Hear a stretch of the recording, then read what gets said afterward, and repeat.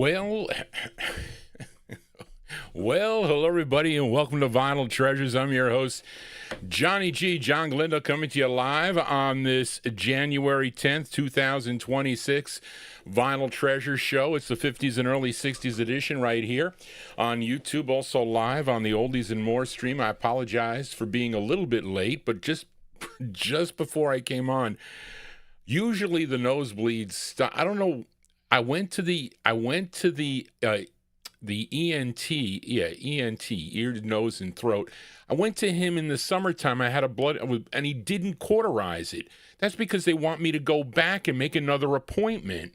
So now with the dryness but it wasn't dry today. So I had one this morning, and I had one just before I came up here, and it was like dripping out, and it wouldn't stop. Of course, my mother can't see that. I ran downstairs. The napkins seem to work better than the tissues. But anyway, I should be okay. It was only because I wanted to, wash my face. Are you kidding me? And it just started gushing out. But anyway, not to disgust anybody. But anyway, I am here for a Saturday evening. Want to welcome you to the 50s and early 60s edition, where I feature all your requests here on the program. And we opened up with a request here for I didn't check. Those of you that are in my YouTube, I always forget to do this because sometimes what YouTube does is some of my listeners are considered bots, and they block them from the top chat, so you have to put live chat in. So therefore you might not see someone like a Big Dave Swinger. And I don't know, because this is a request for Big Dave Swinger. I had to look for this record. I had it checked off. And we opened up with a request for Big Dave Swinger, guitarist, originally from Louisville, Kentucky. His name, Mac Houston Baker? Okay, but he recorded as Mickey Baker on this one, Mickey Guitar Baker. He's, of course, half of that duet, Mickey and Sylvia. And, of course, they had a big hit with a song called Love is Strange, but this is prior to that. In 1952, though, he began on Savoy Records, but he was a session musician for a number of years first before he came to the forefront. Now, Big Dave requested this release on Eddie Heller's Rainbow record label out of New York City, his first of two on the Rainbow label. It's a song he wrote. It was Mickey Guitar Baker and his House Rockers. Now, Charlene had the House Rockers members. Now, I don't know what Mickey Baker, of course, was the guitarist, but there was Dave Bailey, Ernie Hayes, Jimmy Lewis, and Warren Lucky. So there you go. Early, about that, probably sometime in January or February, or the first quarter of 1955, Mickey Guitar Baker and the House Rockers. Bandstand Stomp is the name of the tune. The flip side's good too, which Big Dave requested also. But anyway, hope everybody is having a great weekend here. So sit back for the next 3 hours, probably longer than 3 hours. Okay, if you sent Johnny G a request, I have it. I have a request, I think, for everyone that sent me one, I think. But so you'll hear your name. And listen, if you got to go to sleep, then you need to go to sleep. You can always come back and listen on the archive. But here we go. Let's open. Well, I always open up with a up-tempo tune. I do have a Collector Corner record, which is in the 1954 block. But let's open up with this cool tune. I always like this record here on Morty Craft's Melba record label. It's actually the debut single for this group that features a high falsetto lead singer. His name is Marshall Samples, and he wrote this tune, together with the tenor of the group, Richard Brunson. Let's go to September of 1956. We open up on Morty Craft's Melba label. Here are the Legends and their tune called I'll Never Fall in Love Again. Here you go, the Legends, as we open up the vocal portion.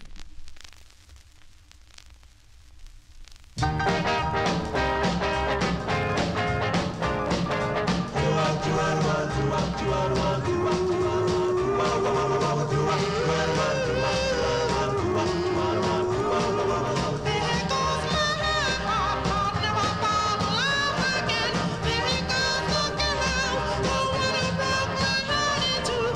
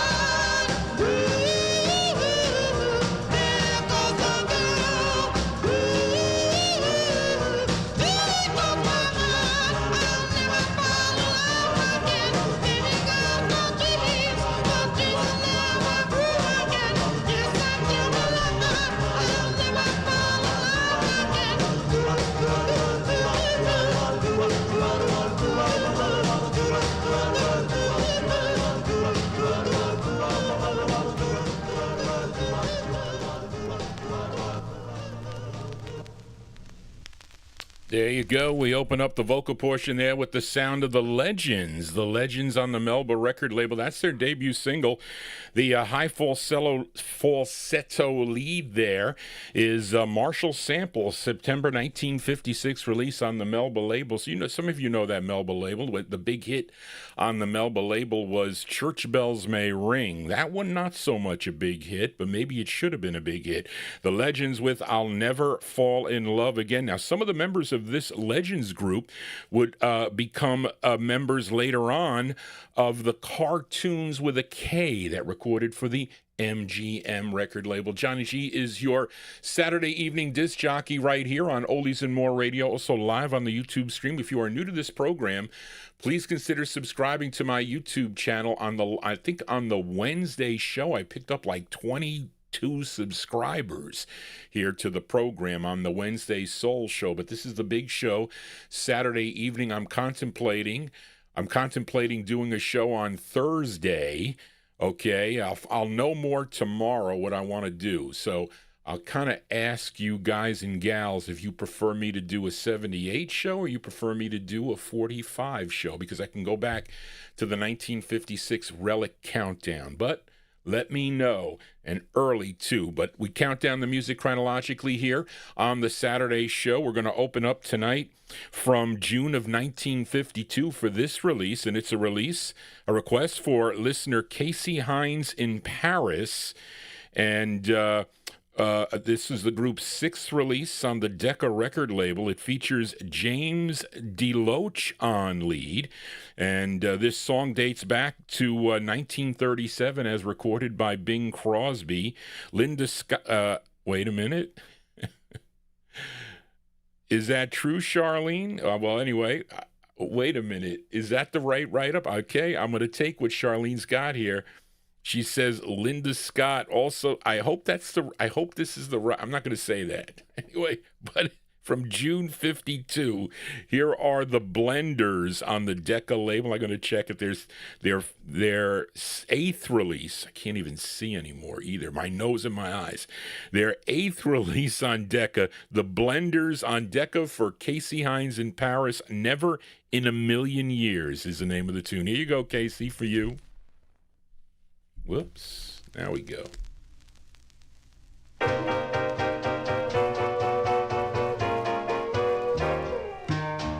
Never in a million years could there be another you. I would shed a million tears if ever we were through.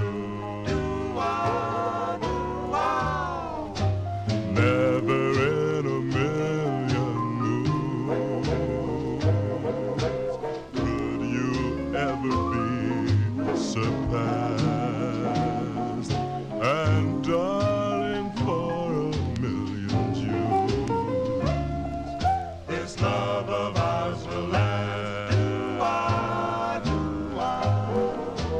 There will be no world for me if ever we would part. Where I go,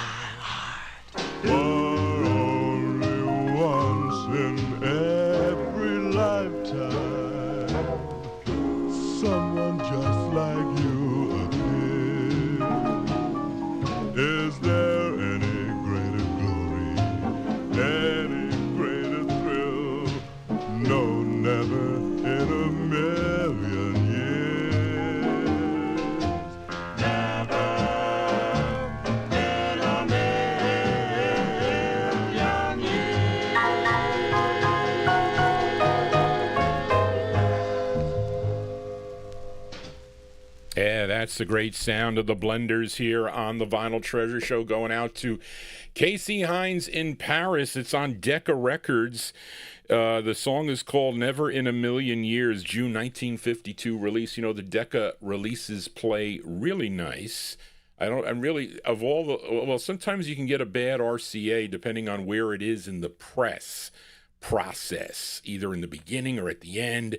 They look really nice, but they play bad. But usually the Deccas, if they're not abused, they play pretty well. Johnny G here, not trying to abuse my records. I do have some abused records tonight. I'm looking for a better copy for a song for David Vielma in the 58. I pulled my box out. I was like, I can't play this one. And this was the one that was filed. I still have records from 2004 I have not filed back. You believe it? And I was cursing today all day long looking for certain things.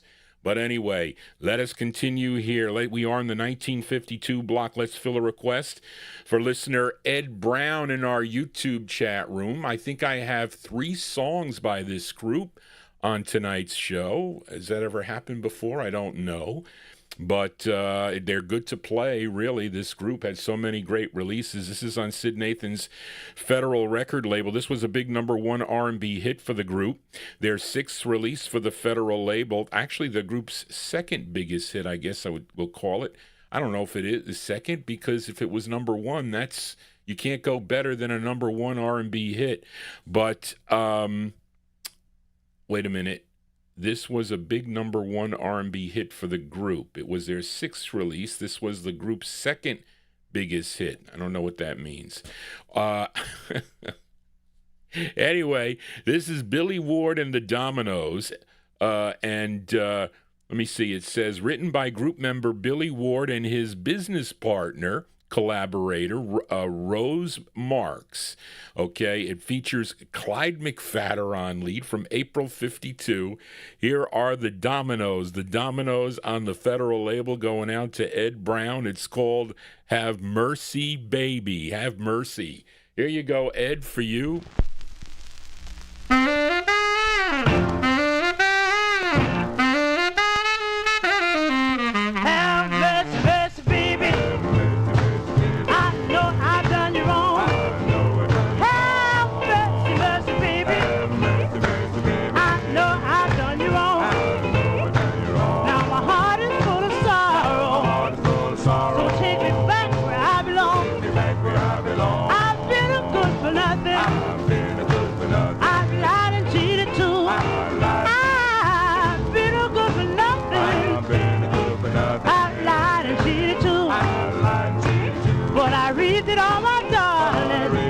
And I don't know what to do.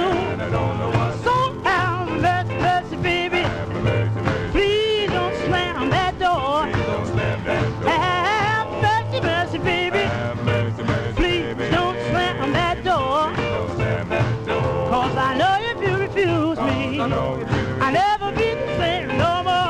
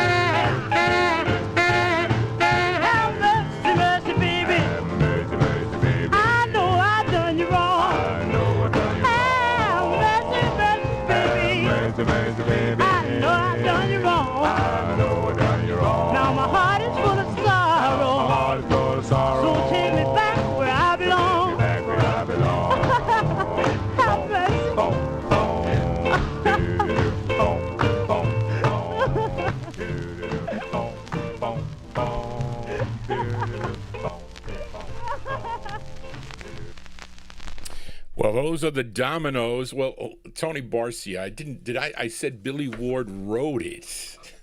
If I said Billy Ward and the Dominoes, later on they became Billy Ward and the Dominoes. But for the first, the first 3 releases it was. What was this one there? Their second one? Let me see. Wait a minute. It says second biggest hit. Okay. Anyway, from April 1952, these are the Dominoes on Federal, the great Clyde McPhatter on lead. That's going out to Ed Brown in our YouTube chat room as we continue here. And we have one more from the year 1952 here. This is a request for listener Gordy Freeman in our YouTube chat room. After the Ravens releases on Columbia and their subsidiary OK Records, they signed with Mercury Records in the fall of 1951. And with their first Mercury release, they backed up Dinah Washington on a song, a nice rendition of the Out in the Cold Again. But this is their third release that Gordy requested for the Mercury label, and it features the bass man on lead. That's Jimmy Ricks, and a fine rendition of this Cole Porter tune. At the time, the group included Jimmy Ricks, Louis Frazier, Jimmy Stewart Jr., and Joe Van Loan. Here are the Ravens by request for Gordy Freeman. We'll also send it out to my mom. Her birthday is tomorrow, so she likes this tune from February 1952, The Ravens on Mercury. It's called Begin the Begin. Here you go for Gordy. We'll send it out to Mama G. Here you go.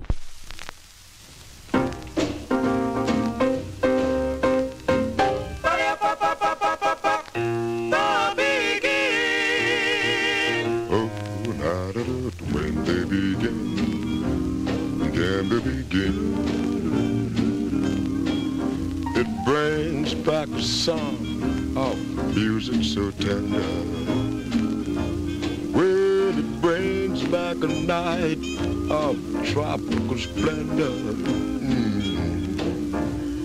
When they begin, the begin. Wow, wow, wow, wow. To live it again is past all endeavor, except when that tune touches my heart. And there we are, swearing to love forever, and promising never, never to part. Well, what moments divine, yes, what rapture serene, till clouds came along to disperse the joys we had tasted. And now when I hear people curse the chance that was wasted, I know but too well what they mean. So don't let them begin, the begin. Let the love that was once apart remain and remember. Let it speak with the dead desire, I'll always remember. Oh, when the begin, the begin.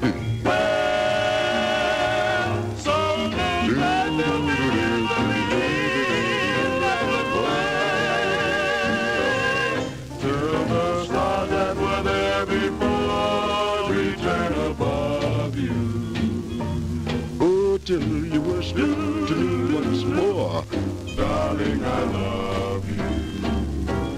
And when you suddenly know what heaven we're in, when they begin,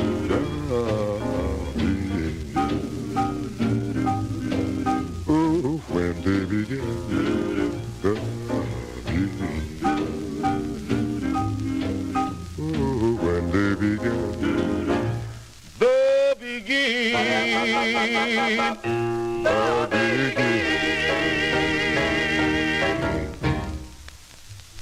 Yeah, there you go. Jimmy Ricks and the Ravens there. Jimmy Ricks and the Ravens on the Mercury record label by request for Gordy Freeman in our YouTube chat. I'm sending that one out to Mrs. G. Her birthday is tomorrow. And it's a big birthday. I'll never make that birthday, but I'm so happy that she will. But the Ravens there, February 1952, on the Mercury record banner, Begin the Begin is the name of the tune. Johnny G plays 45s here on a Saturday. Hope you're digging on the tunes. If you are, please give Johnny G a thumbs up. Tell your friends about this program. You don't have to be a record collector to listen to the program. You could just like this music. Many of you are not record collectors, but I do have a lot of record collectors in the audience, and that's always a good thing. You get to see the labels and whatnot. I wish that was available when I was listening to these collector shows and whatnot, although this is a little bit different than those collector shows. They would play strictly vocal groups. I play different types of things. We got some blues records tonight that some people requested, so stay tuned for that. But let us continue here, and let's fill a request for Jack Saperstein. He had one time had this 45 in his collection, so this is a special request for listener Jack Saperstein. I didn't know anything about this group at all. I saw that Liam mentioned that they were from Camden, New Jersey, so thank you for that info, Liam. Do you have any other info on this group? If you do, email Johnny G at vinyltreasures@aol.com. That is the same email address to send me your requests. But if you collect Rama records, this is the first record on the label, okay? And they have two, which I have them both. This is their first of two. This was actually at the time the newly formed Rama label by George Gollner, and this group was managed by Cliff Martinez, and the song directed by Bert Keys. And of course, some of you may know this, or a cover song, or this song was done also by the Flamingos, and also Connie Francis did this, but this is the original. This is the original from February 1953 by request for Jack Saperstein, the Five Buds on the Rama label, and their tune called I Was Such a Fool, parentheses, to Fall in Love with You, the Five Buds. Here you go, Jack, for you.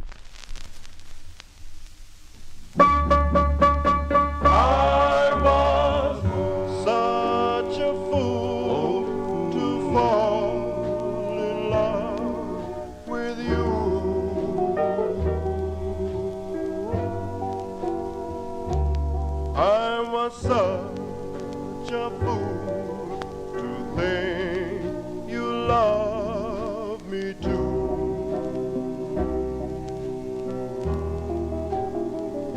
Then suddenly it happened.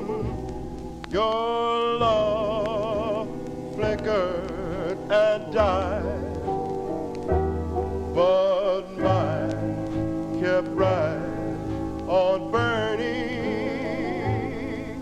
then burst into a torch, impossible to hide. I was such a fool to think that you were mine. Here's to your new love.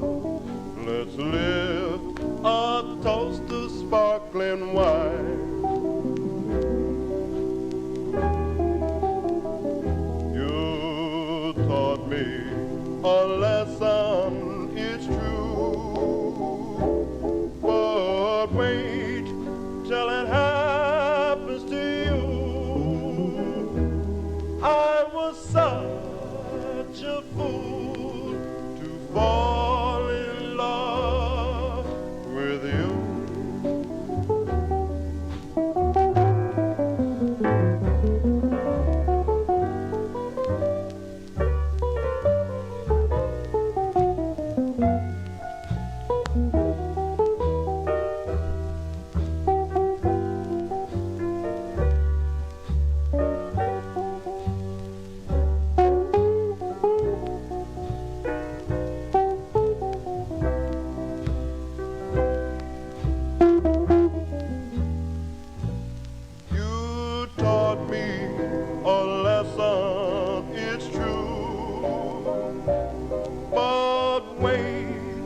till it happens to you.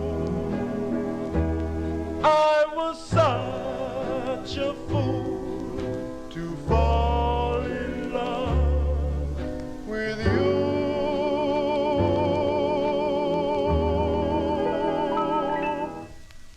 I was such a fool to fall in love with you.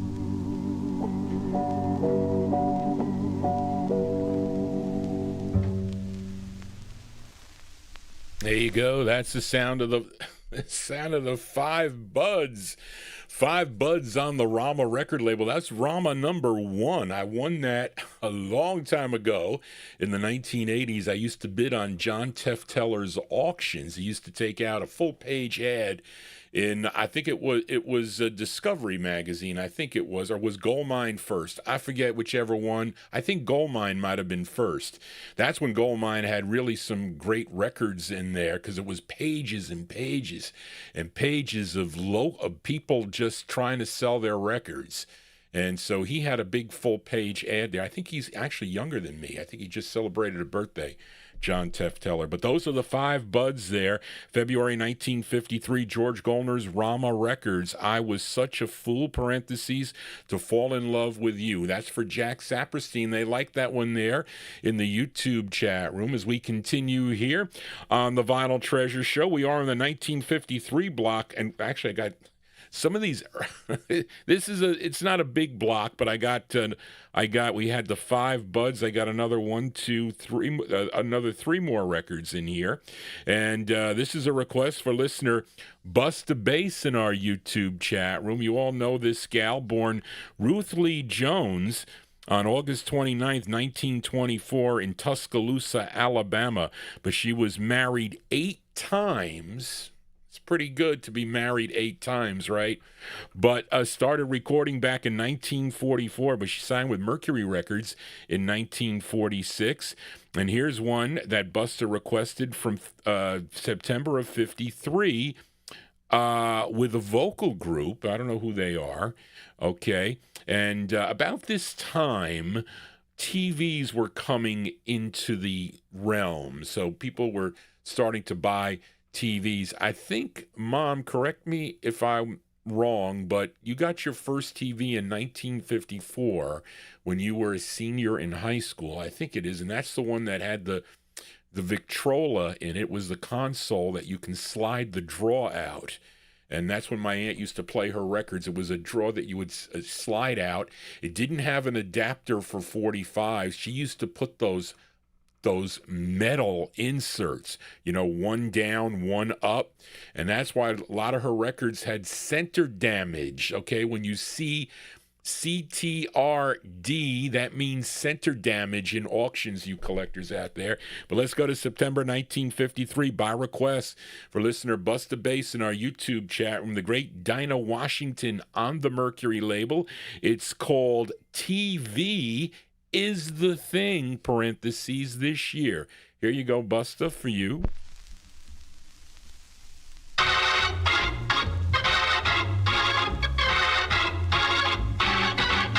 If you want to have fun, come home with me.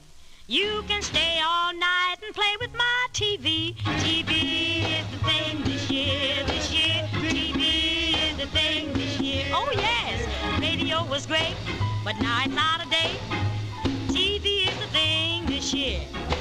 Last night I was watching old Tom Mix. My TV broke, boy, I was in a fix. I got on the phone, called my man, said, get here, Daddy, as fast as you can. TV is the thing this year. Oh, yes, TV is the thing this year. Radio was great, but now it's out of date. TV is the thing this year. He turned my dial to channel 1. I knew that this was gonna be fun. He turned my dial to channel 2. That station thrilled me through and through. He moved 1 notch to channel 3. I said, I love what you're doing to me. He said, wait a minute, tried Channel 4. Just about the time someone knocked on the door. TV is the thing this year. Oh, yes. TV is the thing. Trying to tell you, radio was great, but now it's out of date. TV is the thing this year. The way he eased into Channel 5, I swore my man had fluid drive. We moved once more to Channel 6, then he opened up his bags of tricks. On Channel 7, the show was late. We got our kicks on Channel 8. He turned my dial to Channel 9 and said, baby, your set is working fine. He moved a little to Channel 10. Then we started all over again.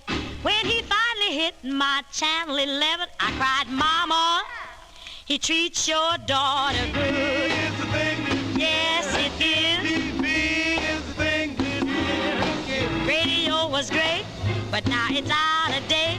TV is the thing this year. Baby, my TV set will need fixing just about this time every night.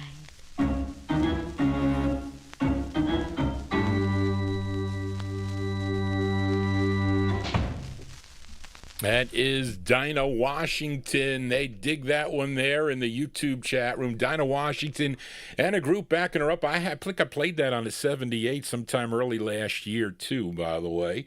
That's Dinah Washington for September 53 on the Mercury record banner. TV is the thing, parentheses, this year. But you mentioned, so here's my question to the listeners out there. How many channels did you have back in the 1950s? I didn't think there were normally that many channels. You had the major channels like 2, 4, 7, 9. We had WPIX channel 11. I remember that because I used to watch roller derby, and I think Chiller Theater would come on after roll. I think, or was it Superman? I forget, or the Clay Cole show. I forget. But anyway, I remember Channel 11 because I used to watch the Three Stooges. It was it was one thing after another, half-hour shows.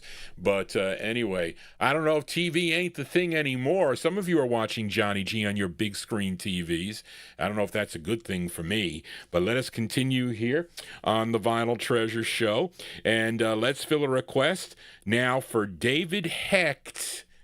David Heck, thank you for your email. I received so many new emails this week, which, and I'm telling you, it takes me 2 days to answer all the emails. So many nice people that emailed Johnny G and told me about their early collecting and about the Times Square records and a whole bunch of things. I really have to thank everybody for letting me into your collecting lives and knowing how you came upon this music and how you started with it. So many different scenarios of people that have tuned into this music sometime during their life, and I have many new listeners that are coming into this program. So this is the cool music. I'm telling you, Johnny G. But I had my aunt playing the records for me, so I kind of had a little bit of a head start. It was when I went to the collector shows that I went to the next level, so to speak. And then when I had the money, when I started making some money, when I started having some big paying jobs, then I was able to kind of buy some of these expensive things. I didn't have time to look, but listen, I was disciplined. I was disciplined until maybe a couple of years ago. But anyway, I digress. But this is a request for listener Davey Heck. This group from Charlotte, North Carolina, began recording back in 1945 with the Decca Folks, but this is the same thing all the time here. But anyway, this is on the Capitol record label. This is actually the B-side to the group's biggest national hit, I guess we'll call it, I Get So Lonely, okay, which was their 21st release for the Capitol record label. But this tune was originally done back in 1940. Well, I should say this tune was originally done back in 1948 by the Frankie Carl Orchestra with Greg Lawrence on lead on the Columbia label. This one from November of 1953.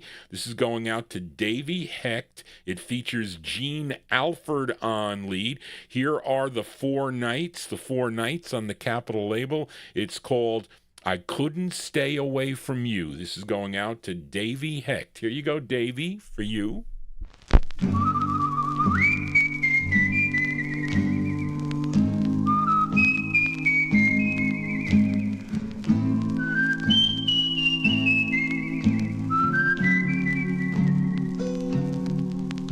We quarreled and said it's all off. Then we agreed to call off everything we had planned for two. I told myself I'd never come back, but I couldn't stay away from you. I started to feel so lonely, waited for you to phone me, just as you always used to do. And sitting by the phone, I knew, dear, that I couldn't stay away from you. Somewhere a radio was playing our favorite song. It sounded as though the tune kept saying, go back into her arms where you belong. And so I gave up pretending, oh, what a happy ending, when you confessed you missed me too. And now we'll always be together.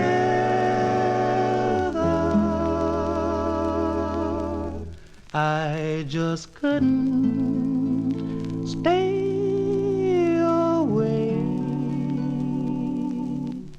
from you.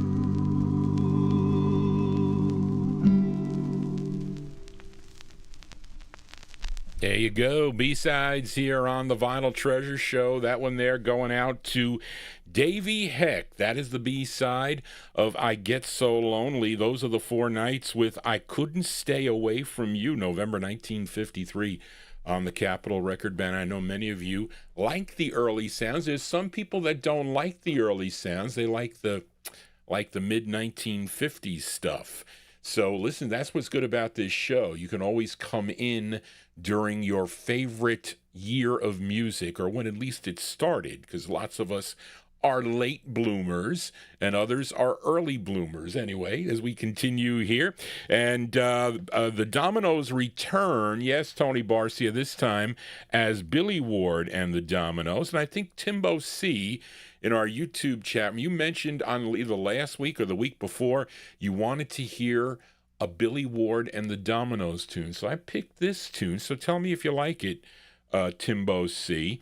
We go back to Sid Nathan's Federal Record banner here.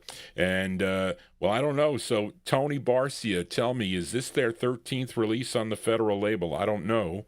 That's what I have here on the paper. This tune written by the lead singer on this, which is Billy Ward. He is doing lead on this. This tune was based on, at the time, the current 3D movie craze.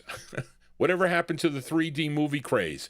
I don't know what happened. I never saw really a 3D movie. You had to wear those glasses, and they were like different colors or whatever. It really wasn't, I didn't think it was that good. You know what was better? Those, what are those things that you used to get when you used to go to Disneyland or something? You used to get this thing that you used to hold up, and you can put this kind of thing in a carousel and press it down, and you would look at the pictures. Now, those looked like three-dimensional. But anyway, we'll send this one out to Timbo C in our YouTube chat room, December 53. Billy Ward and the Dominoes. It's called My Baby's 3D. Here you go, Timbo, for you. I messed that up. Johnny G pressing on the play too hard.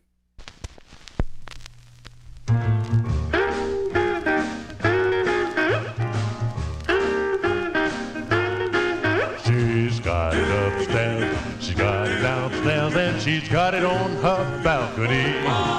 That's why I call my Melba gal, oh, my baby's 3D.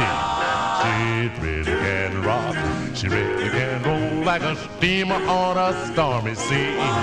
Doggone your soul, gal, let it roll. Hey, now, my baby's 3D. Oh, I don't need new glasses to see what she's putting down. Cause when she starts to shake that thing, well, my love comes tumbling down. Well, I'm telling you guys, stop winking your eyes, cause I've got her under lock and key. Doggone your soul, gal, let it roll. Now, my baby, 3D. Now she's got it upstairs, and she's got it downstairs, and she's got it on her balcony. That's why I call mine Melba gal. Hey now, my baby, 3D. Yes, she really can rock. Crazy. She really can roll like a steamer on a stormy sea. Take your lady, daddy. Doggone your soul, gal, let it roll. Hey now, my baby, 3D. Oh, I don't need new glasses, no, not to see what she's putting down. Cause when she starts to shake that thing, my love comes tumbling down. Well, I'm telling you guys, stop winking your eyes, cause I've got her under lock and key.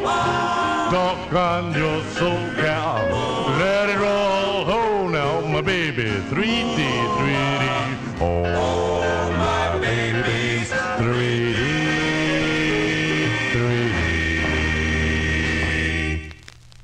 Well, Ed Brown says that it sounds like 60 Minute Man. I think they wanted it to sound like 60 Minute Man. I don't know. Listen, Big Dave's Tony Barcia, I mean.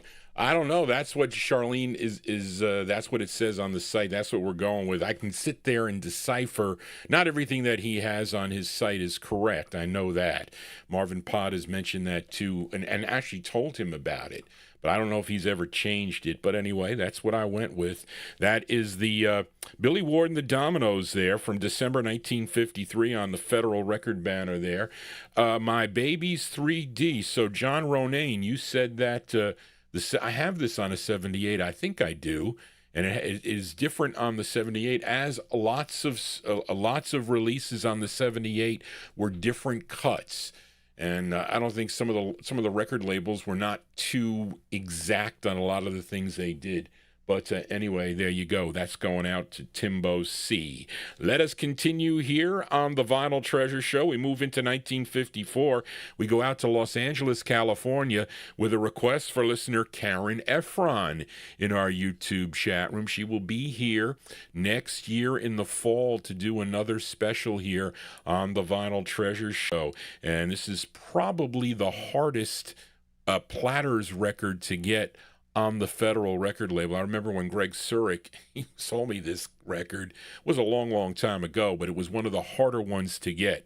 And this is, let me see.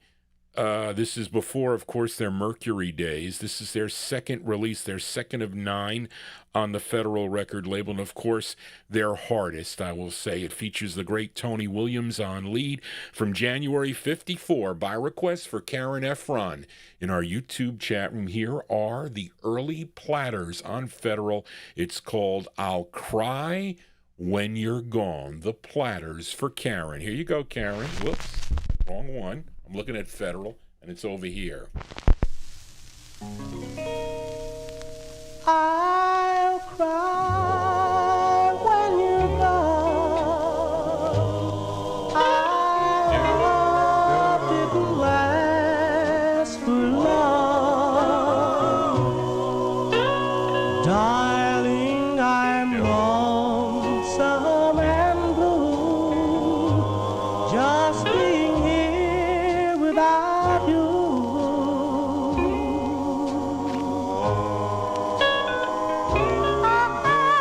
The tears I have shed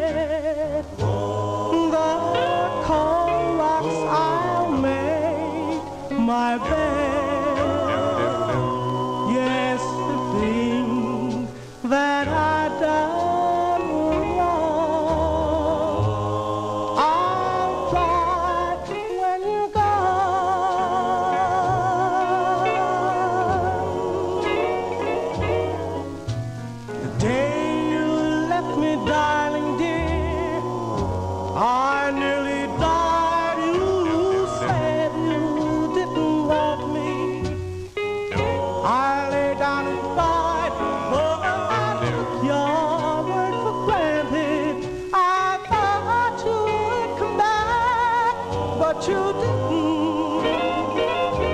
Now I cry. I love you so. No one in this world would know. Yes, the things that I've done were wrong.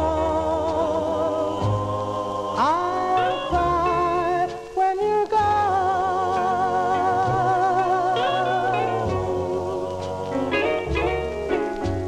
The day you left me, darling dear, I nearly died. You said you didn't want me.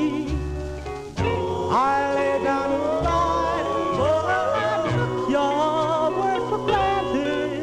I thought you would come back, but you didn't. Now I cry. I love you so. No one in this world would know. Yes, the tears that I shed were wrong. I'll cry when you're gone.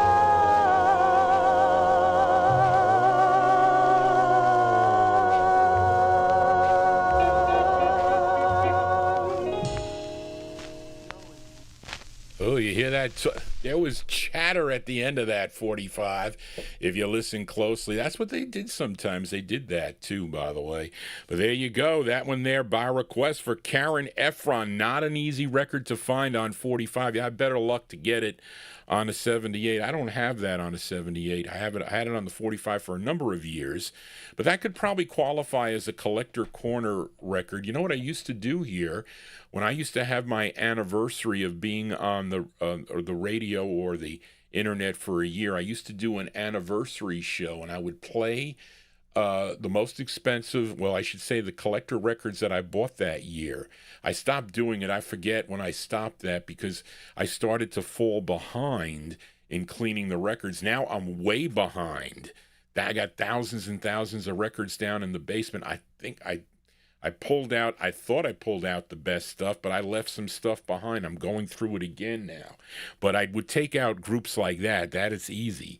But anyway, there you go for Karen Ephron. They like that one there in the YouTube chat room. Tony Williams and the Platters on Federal Records, January 1954. I'll Cry When You're Gone is the name of the tune. And if you do have a request, you can email Johnny G, not only for requests, also for kind of chatter about collecting or anything else that you want to talk about. Vinyltreasures at AOL.com. That is the contact number. Let us continue here. We are in the 1954 block. Let's fill a request now for listener Daniel Kubacki in our YouTube chat room. And up next, a big #1 R&B hit for this gal from Portsmouth, Virginia. And she was, let me see. She had 21 releases. Wait a minute. Actually, she had between September of 1949 and April of 1960, she placed 21 songs on the Billboard R&B Top 10. So she was a big act for the Atlantic record label, as well as Laverne Baker. I was getting confused between this gal and Laverne Baker. But this was one of the 5 #1s that she had on the R&B chart. This is with a group called the Rhythm Makers, a.k.a. the Q's, that are backing her up on this. Is tune written by Charles Singleton and Rosemarie McCoy from October 54. By request for Daniel Kubacki in our YouTube chat room, here is Ruth Brown and her Rhythm Makers on the Yellow and Black Atlantic label. It's called Mambo Baby. Here you go, Daniel, for you.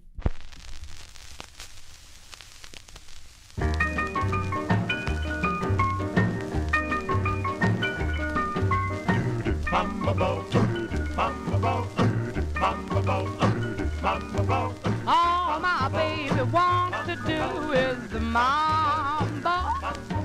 All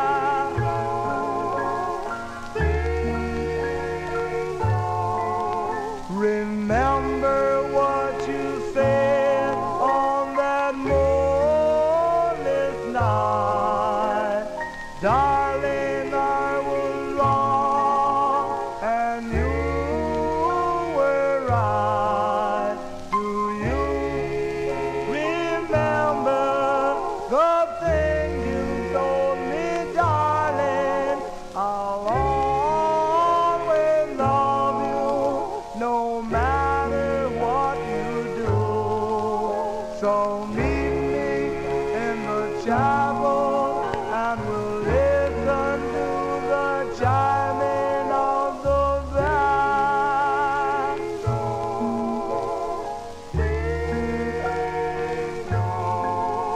Well, ding, ding, ding, ding, dong, dong, dong, dong, ding, ding, ding, ding, dong, ding, ding, ding, ding, dong, dong, dong, dong, ding, ding, ding, ding, dong. Do you remember the thing you told me, darling? I'll always love you, no matter what you do. So meet me in the chapel and we'll listen to the chiming of the bell.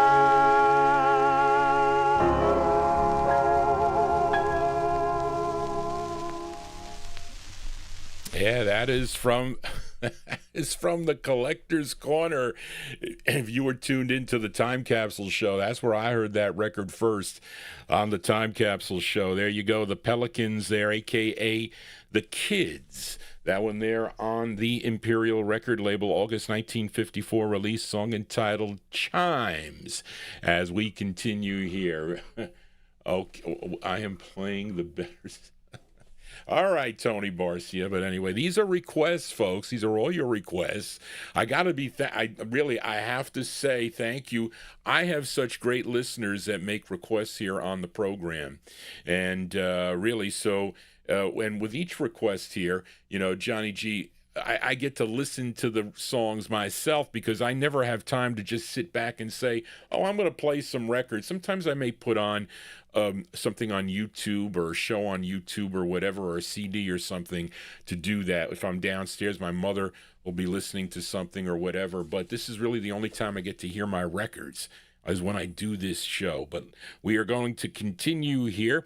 We are in 1954. Let's fill a request now for listener James Pomerico. James, thank you for your emails as we head to Detroit, Michigan for this group's only release that came out on Leonard Chess's Chess record label. And the group is called The Peppers. Okay, The Peppers. What a name. That's a pretty hot name, wouldn't you think? The Peppers. And states on the label with Dave Hamilton, who is the band leader. Okay, he is the band leader, who later would become a prolific music producer and session guitarist. And let's see here. What else do I got here? I don't know. This is from August 1954. This is going out to James Pomerico. The Peppers on Chess. The song is called Hold On. Here you go, James, for you.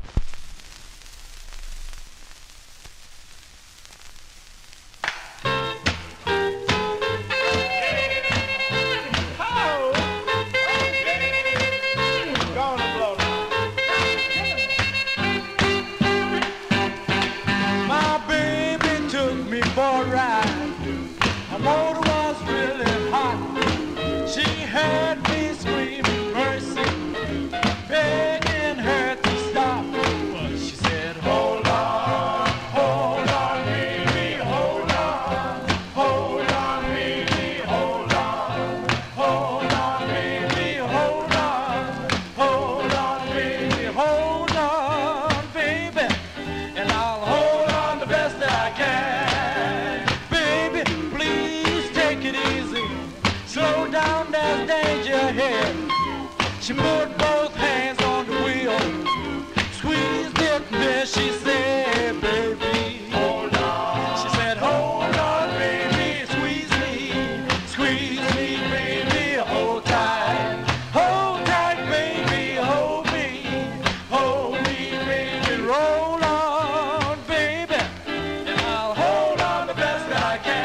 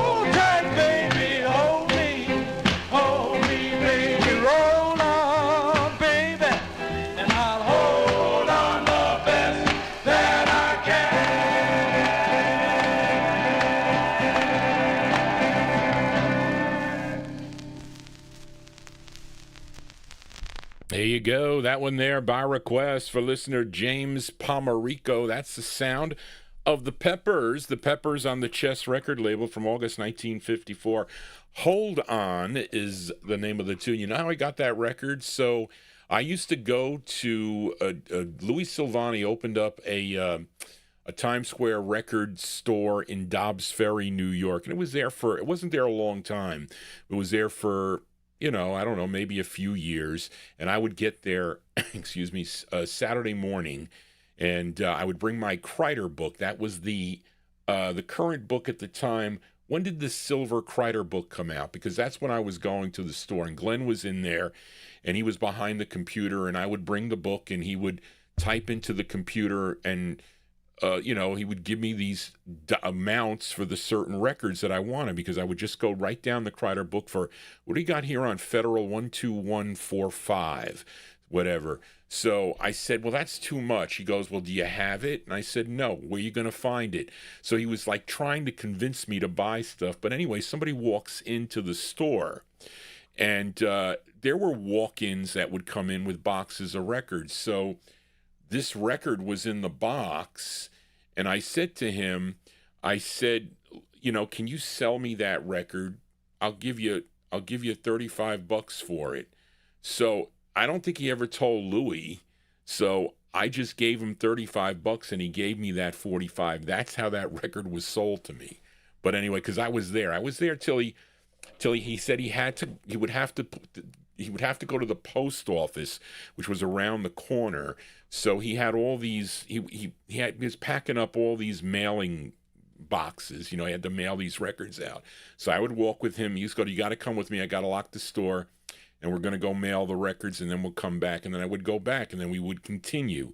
Then the following Thursday, what would happen is Greg Surik at the time was working for Louis Silvani. He would come up to the store on Thursday night. I was working in White Plains at the time. This was like the mid-1980s, I think. 86 maybe, somewhere in that area. So I would go there, and Greg would bring the records up, and I would pay them cash, and Greg would call me to the side, and he'd say, I got some records here for you. Do you need this? Do you need Shirley by the Rainbows or whatever it was? And I would say, yeah, and I'd pay him $100 or whatever it was to pay for the record. So I made sure I always had a lot of cash when I went. I was in my suit, and these people were in there going, where were you? I says, I'm working. What do you think I'm doing? But that's how I was buying records back then. And I'd come home, and I'd have a nice pile of records. But that's how that record got into my collection. But let us continue here on the Vinyltreasure Show and fill a request now for Anthony Russo in our YouTube chat. And also Big Dave Swinger. This was on your list too, I think, as we head out to California here. Now, this group probably best known for the original version of their tune Why Don't You Write Me, which came out on the Showtime record label. And let me see. Johnny Otis convinced the group to sign with Aladdin Records. They were currently with Showtime, I think. So he kind of coaxed the group to sign with Eddie and Leo Mesner's Aladdin record label. And I guess on Showtime, Johnny Darling was the song that they would re-sing for Aladdin Records. But this is their second release on the Aladdin record label. It features Johnny Staton on lead, and this is a little bit off-center. I think it is. I have a nice 78 of this, and I kept it because of that reason, but I thought I bought another copy of this. I was going crazy looking for it, but because I have multiple copies of a lot of records in my collection. But this is from January 55, going out to Anthony Russo in our YouTube chat. And also, we'll send it out to Big Dave Swinger. Here are the Feathers on Aladdin. It's called I Need a Girl. Here you go, the Feathers. Ba-da-da-da-dum, ba-dum, ba-dum, ba-dum, ba-da-da-dum, ba-dum, ba-dum, ba-dum. I need a girl that's out of this world,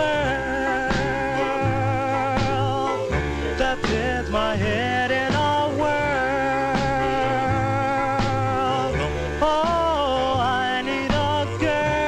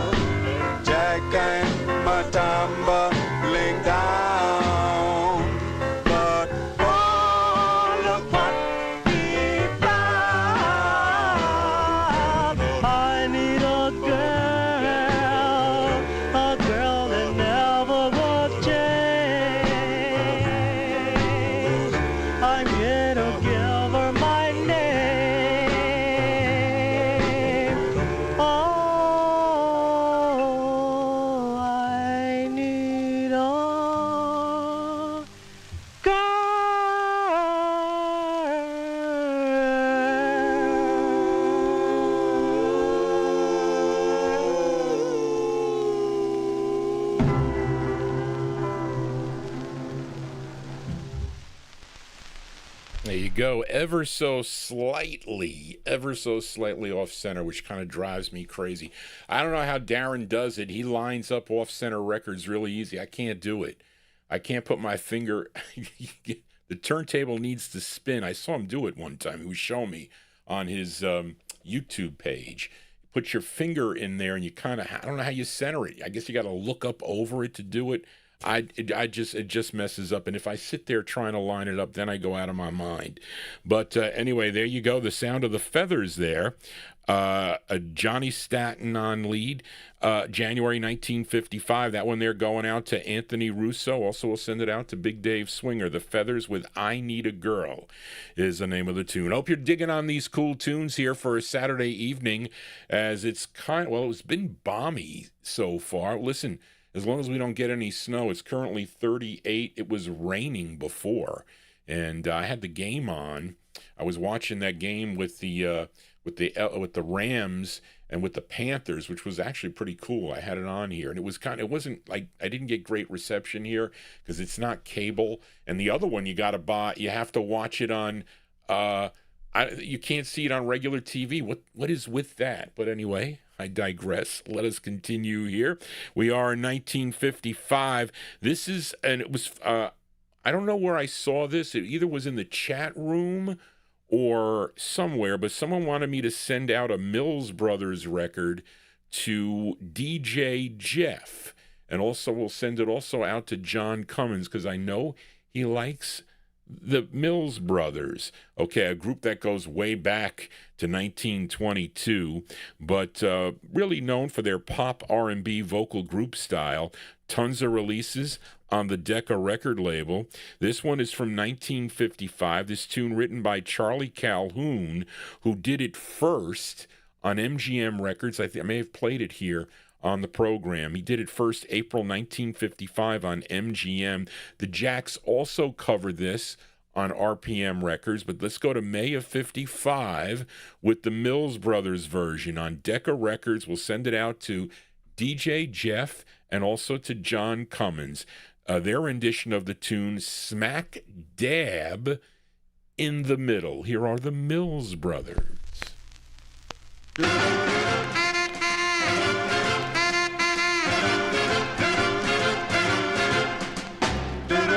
Pick me a town in any clime where people like a rockin' time and stay awake both day and night till everybody's feeling good and right. Then throw me smack dab in the middle, picture me smack dab in the middle, fling me smack dab in the middle, and let me rock and roll to satisfy my soul. 10 Cadillacs, a diamond mill, 10 suits of clothes, 2 dressed to kill, a 10-room house, some barbecue, and 50 chicks not over 22. Then throw me smack dab in the middle, flop for me, smack dab in the middle, chunk of me, smack dab in the middle, and let me rock and roll to satisfy my soul. 100 bands with chorus girls, a street that's paved with natural pearls, a wagon load of bonds and stocks, then open up the door at Fort Knox. Then throw me smack dab in the middle, curl of me, smack dab in the middle, flop of me, smack dab in the middle, and let me rock and roll to satisfy my soul.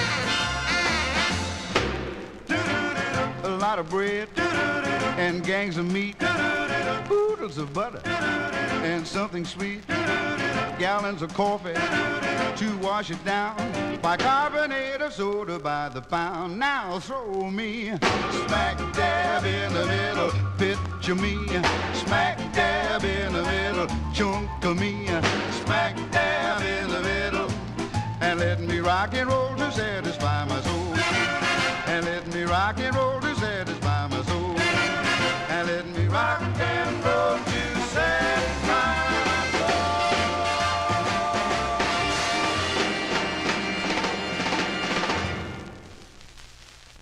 There you go. We'll send that one out to DJ Jeff, and we'll also send it out to John Cummins. Sound of the Mills Brothers, 1955 style, kind of a little bit out of their, kind of like a different sound for them for 1955. Again, these 40-year-old, Liam says about 40 years old at the time, I guess, you know, they're trying to deal with the young teenagers of the day in 1955. But there you go, their rendition of the tune Smack Dab in the Middle on the Decca record label. I picked those records up in my early collecting days of walking around town buying records for a nickel. As we continue here on the Vinyltreasure Show, finally found this. I found 2 records misfiled today. So I was trying to put some things back, okay, because I don't really have a lot of time to do it, but I was filing records back, and I was looking for a request for listener Comic Detective for months, or longer than months. Charlene had it on the list, and I couldn't find it. I said, I played it. Where is it?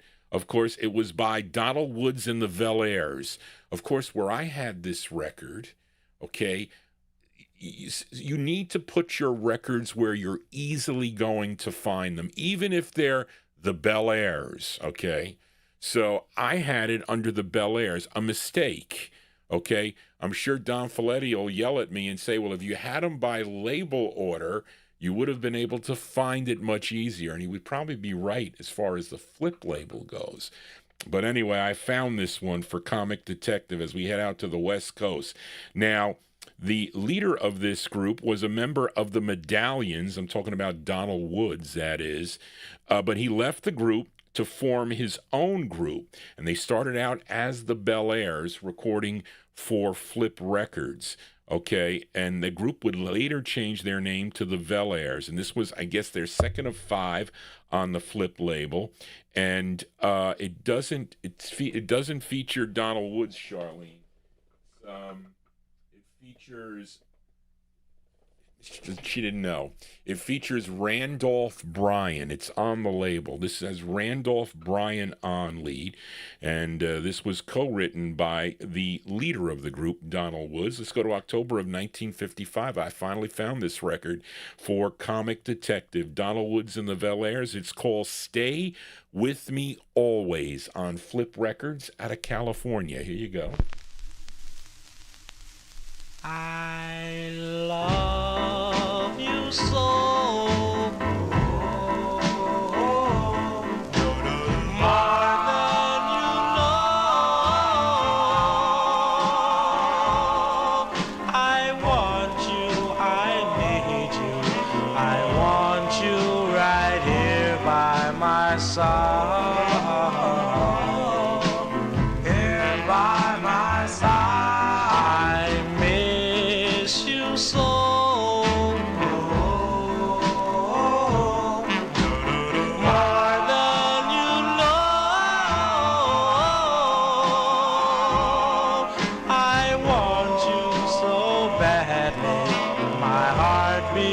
My heart beats for you, man.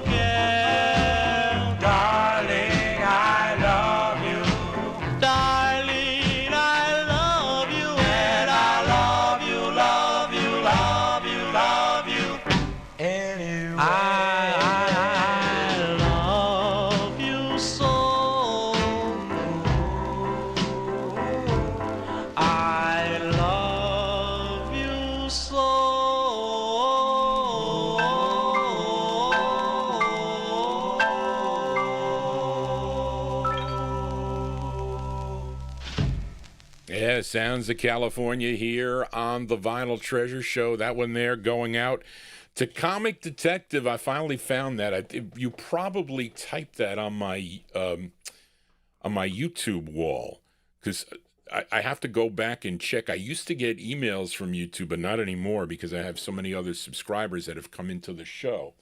But I forget where I got this. It could have been a number of auctions, because I was buying records every week. But that one there from October 1955 on the Flip label, Donald Woods and the Velaires. That is with Randolph Bryant on lead for Comic Detective. A song entitled Stay With Me Always is the name of the tune. The other record that was misfiled, I mean badly misfiled, Oldies Fan requested a Lloyd Price record on Specialty. So my mother was able to sort a bunch of my Specialty records that I have not yet cleaned, groups and single artists and instrumentals and whatnot. So I said, well, let me check the box just for my filed boxes. And I looked through, and lo and behold, I found the record for Oldies Fan. But I said, what is Marvin and Johnny doing? Marvin and Johnny on Specialty doing with Lloyd Price. So you see how Johnny G can go crazy. So I don't know if I thought that it was Specialty or it was somehow, and I guess it was easy to misfile, but that was a disaster. But I found it. Not that anybody has requested. I think the song was called JoJo. Did they do a song called JoJo on Specialty? Anyway, I digress. This was another record that I couldn't find, but thank God I have like 4 copies of this record, believe it or not. And this is not the true first press either, for you collectors out there. But this is a request for listener Gary Spring in Canada. And he requested, this classic group out of Chicago, the Flamingos. This is their 3rd release on Al Benson's Parrot record label. Now, I normally play the flip side of this record, okay, which is called, and I get, you see, Johnny G doesn't even have a great memory. It's called I'm Yours. Oh God, it shows you how much sleep I got last night. But Gary requested the flip side of the 45. Now, the true first presses of this, for you collectors out there, is the dark maroon label. That is the first press, because then they ran out of that paper and they put it on the shiny, kind of like the shiny label. And I have multiple copies of this record on original. I do. But anyway, this this features... Okay, I think they're all singing on this, Charlene, if I'm not mistaken. But anyway, let's go to January 1955 by request for Gary Spring, the Flamingos on Parrot Records, and their tune called Kokomo. Here you go, Gary Spring, for you.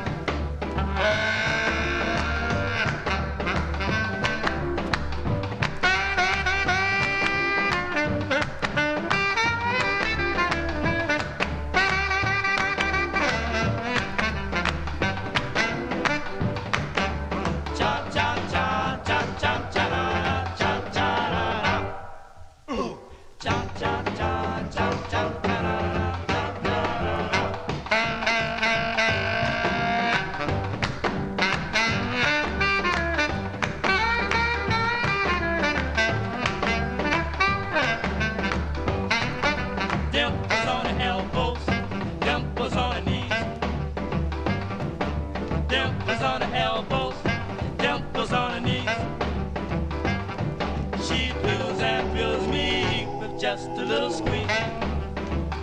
Don't you know I love you so? Don't you know I love you so? Now, hey, hey, a Kokomo.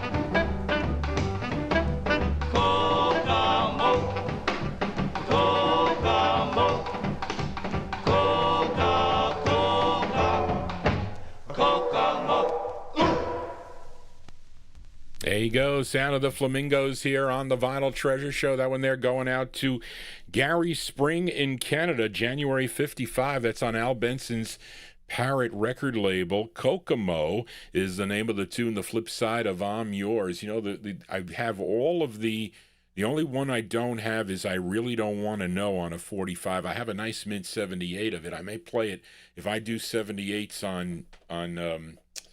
on Thursday. I'll play that. I'll try to go for my records that I don't play on 45. Let's put it that way. Is if I do that, I'll decide. I don't know. I want to watch the games tomorrow is what I want to do. But anyway, let us continue here.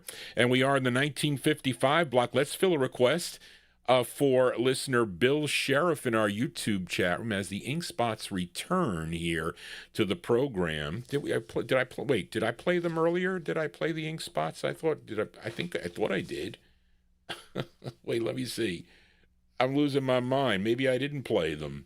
Did I play the Ink Spots earlier? No, I did not. I'm sorry, folks. I thought I did. But anyway, yeah. Listen, it's hard for Johnny G to multitask, to read, and to do this too. That is a difficult thing. But anyway, this is for listener Bill Sheriff in our YouTube chat room. This tune was previously recorded by the group. They recorded this originally in released in November of 1941 on the Decca label. They would re-record it for King Records, Sid Nathan's King label, and this was their first of 9 on the King record label. And at this time, I think they were known as, well, they weren't really called Charlie Fuqua's Ink Spots yet, but he definitely is in the group here. And I'm going to read what the bio promo is, because there's some collectors out there that only collect bio promos, okay? I knew somebody that only collected Cub records. Wait. He only Brent records and Cub records. I said, wait a minute. I says, you don't buy any other records except the Brent label and the Cub label? That's it? Well, listen, you should get all those records pretty quick. But anyway, this is the group's 7th release wait a minute. Wait, reissued as the first. Wait a minute here. I don't know what that is, Charlene. You have their 7th here, and their first of 9. I don't know what that means, folks. But anyway, Jimmy Holmes is on lead. This is from January 1955. This is going out to Bill Sheriff. These are the Ink Spots on King. It's called Someone's Rockin' My Dreamboat. Here you go. Bill, for you. Sorry.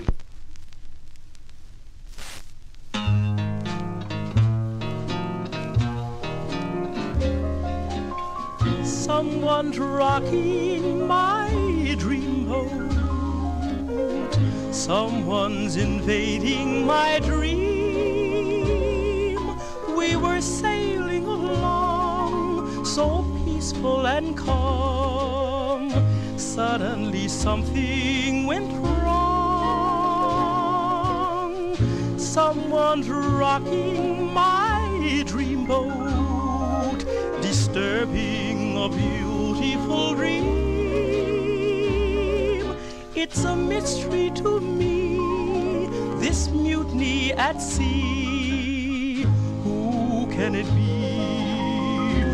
Who can it be? A friendly breeze gave us a start to a paradise all our own.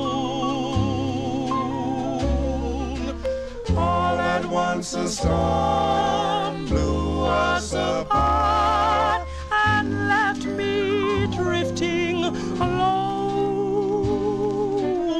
Someone's rocking my dreamboat.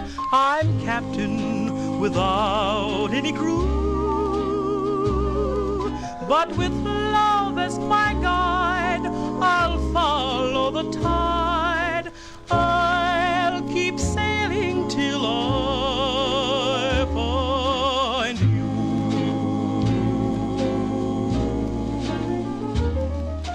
Someone's rocking my dreamboat. Someone's invading my dream. We were sailing, yes, sailing along. Suddenly something went wrong. Someone's rocking my dreamboat. I'm captain without any crew, but with love as my guide, I'll follow the tide. I'll keep sailing till I find you.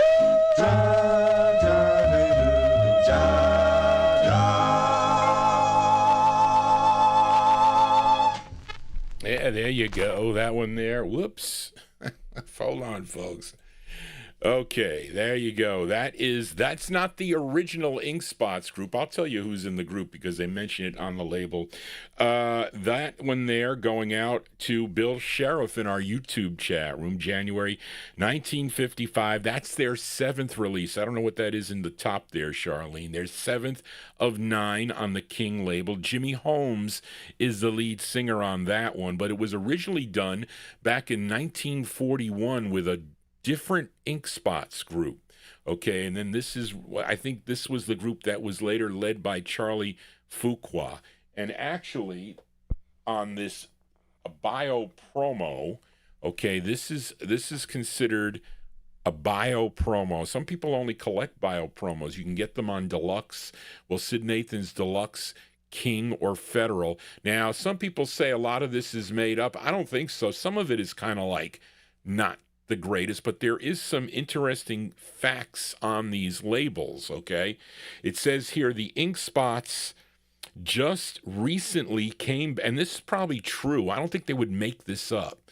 The Ink Spots just recently came back from an extended personal appearance tour in the Far East, okay, where they appeared in Tokyo, Guam, Singapore, Hong Kong, Sydney, Australia, and Honolulu.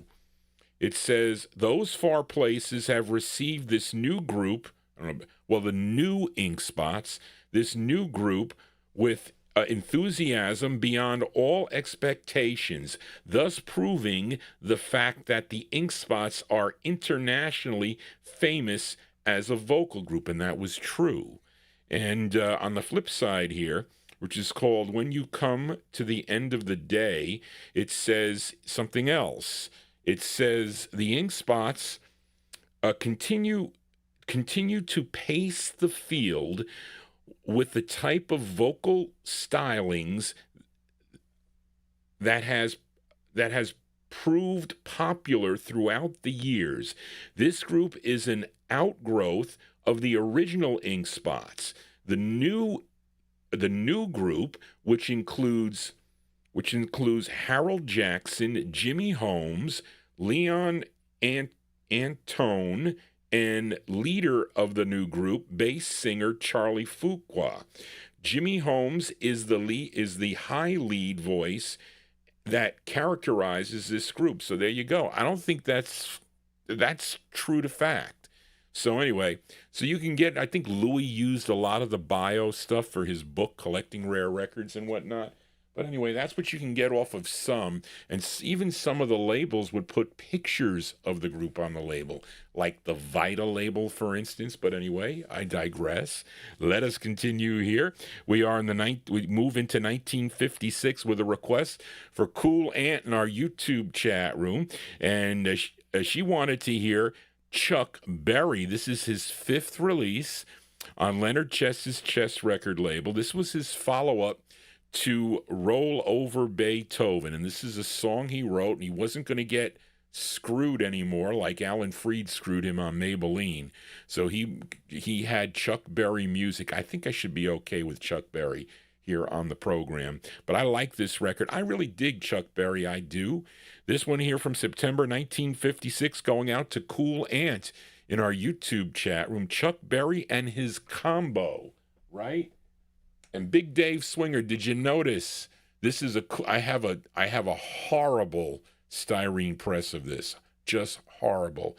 But you want it on the Monarch chess press is how you want it. Chuck Berry and his combo on the chess label. It's going too much monkey business. Here you go, Cool Ant, for you.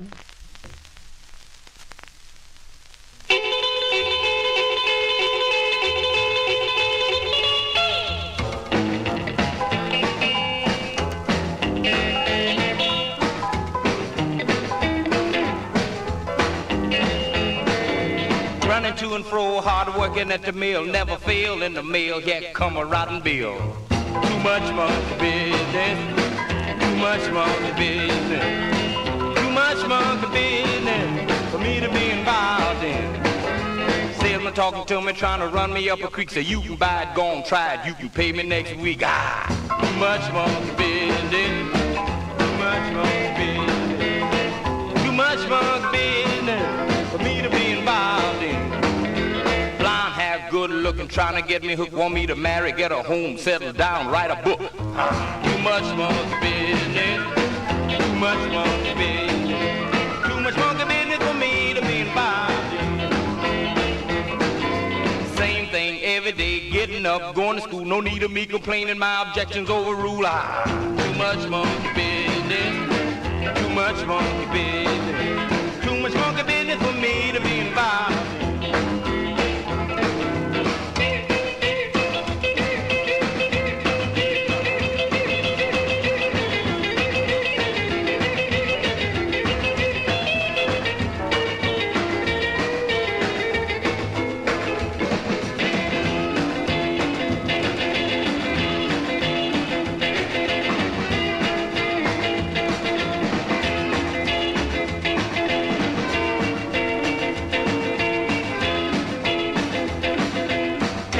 Something wrong, dime gone, will mail, order suitor operator for telling me a tale.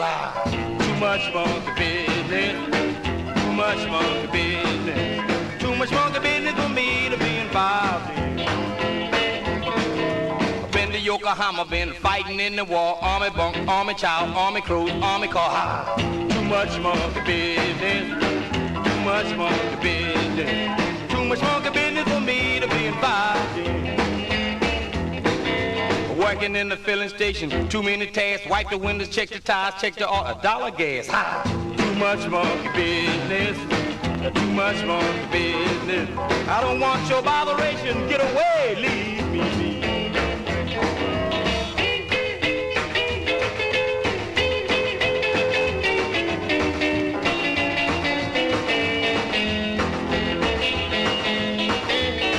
Too much monkey business for me.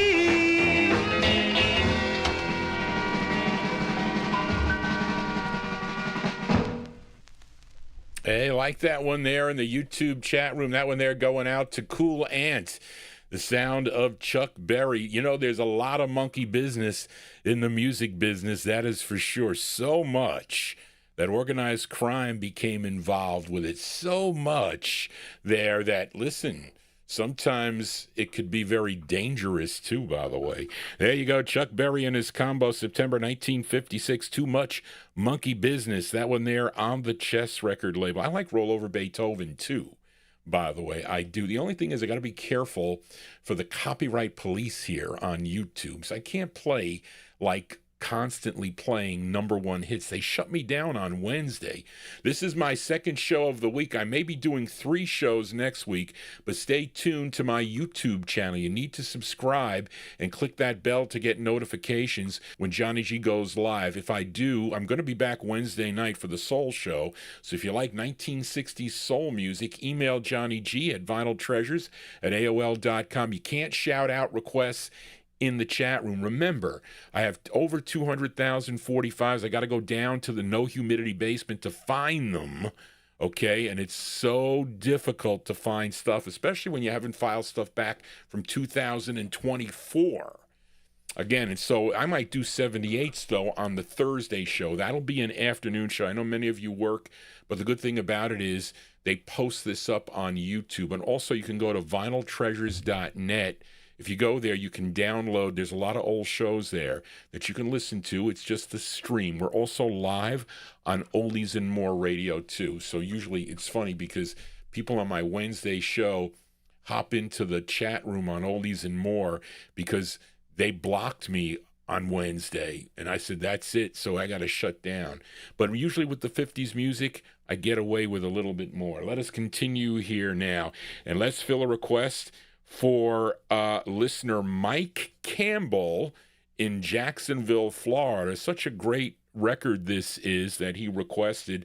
This is one of his two favorites by this group, and this was a 45 that my aunt purchased also in the summer of 1956, and there's so many copies of this record, so different variations in the presses. I actually got into, I think it was Rich Sabello that I got into a little bit of a argument with about the original press of this. I say the original press of this is not the original press, this is just a nice clean copy, so it sounds pretty nice. But anyway, we'll talk about the group. This kicked off Bobby Robinson's Whirling Disc label. It's actually, this was supposed to be on Red Robin, my understanding, but Red Robin became Whirling Disc. That's what I think. But this is for listener Mike Campbell, this great group out of Harlem, New York. They're known as the Channels. Earl Lewis, the great lead singer. This charted number 2 on WILY out of Pittsburgh, Pennsylvania. This is from August 56. Okay, I normally play it on the block print with spinning wheel music because I do have it on the block print with Bob Dan, okay, which is the true first press. What happened was he couldn't handle this record. He says, I can't press these up fast enough. So Jerry Blaine came into the act and they changed the publishing to spinning wheel music. That's what happened. But anyway, this is from August 56 going out to Mike Campbell, a classic record here by Earl Lewis and the Channels. It's called The Closer You Are. Here you go, Mike, for you. The closer you are, the brighter the stars in the sky. And darling, I realize you're the one in my life. Oh, my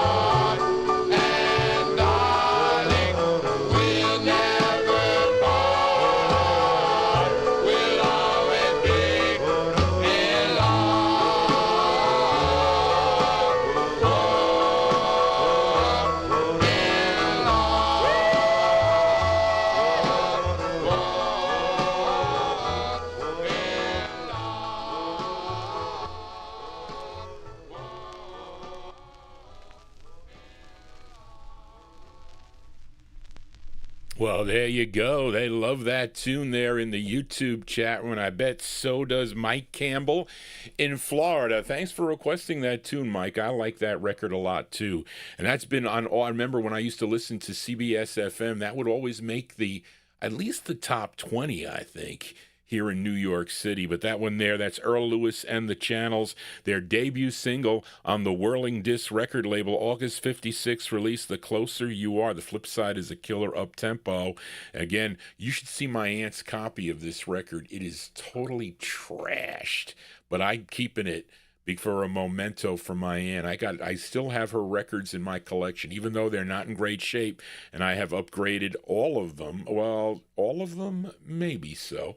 Anyway, let us continue here for a Saturday evening. If you are new to this program, please consider subscribing to my YouTube channel. This is our final show of the week. I'll be back on Wednesday evening right here on YouTube and also on Oldies and More Radio, 9 to midnight for 60s soul records and kind of northern soul and kind of things that sound like that, blue-eyed soul, etc. But here it's 1950s vocal groups. Got some blues records coming up too, if you like the blues. But let us continue here. This is a flip side request from last week, as we are in the 1956 block. Featured this Chicago group last week on Vivian Carter's VJ record label, talking about the Eldorados. Last week we played the ballad side of this 45 called A Fallen Tear, as requested by listener Julian McCroy. It was their 6th of 10 on the VJ record label. Julian also likes the flip side, this tune written by Lewis Bradley, Ewart Abner, and John Moore. Now this side features Perkle Moses on lead. It's the up-tempo side, July 56. The Eldorados on VJ for Julian McCroy. It's called Chop Ling. Wait a minute, I want to make sure. Chop Ling Soon. There you go, the Eldorados for Julian. Here you go, Julian, for you.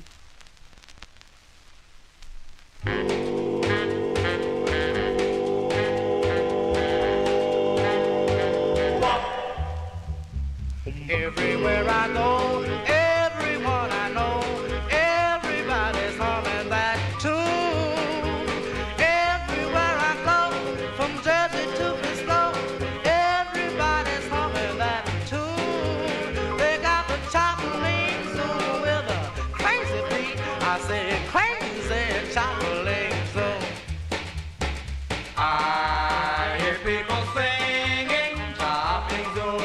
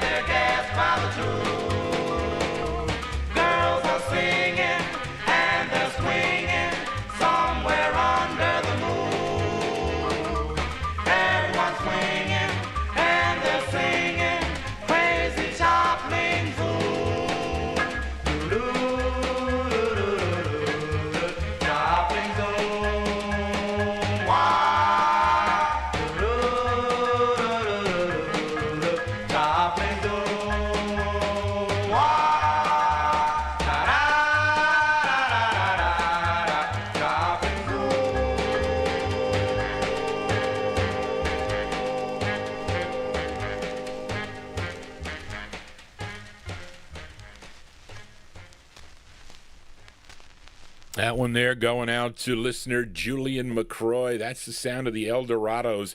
Eldorados on Vivian Carter's VJ record label, Chopling Soon.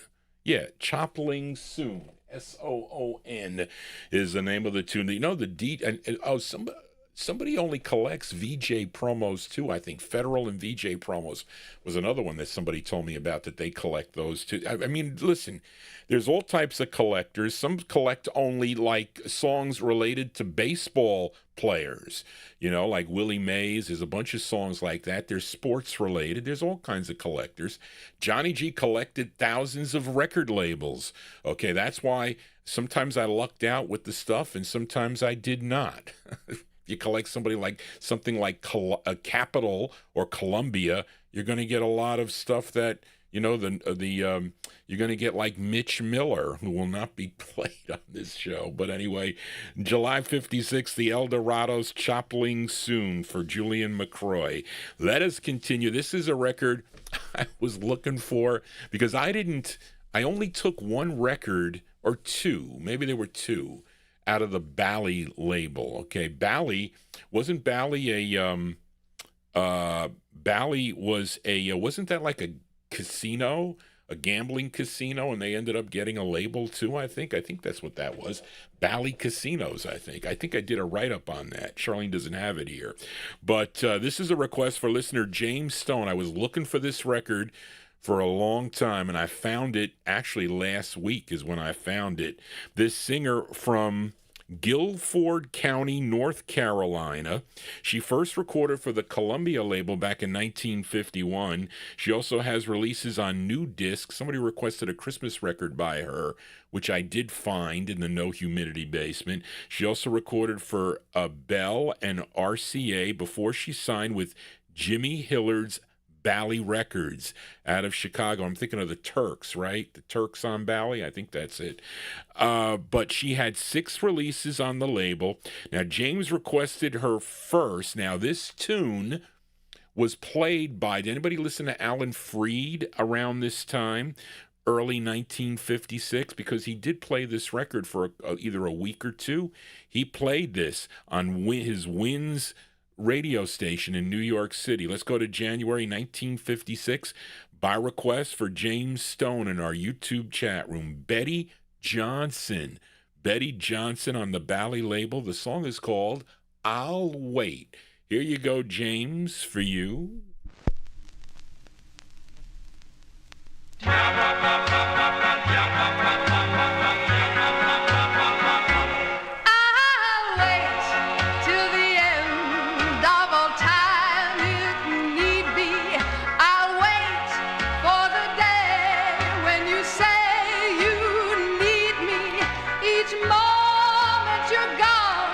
My love will live on. I'll wait.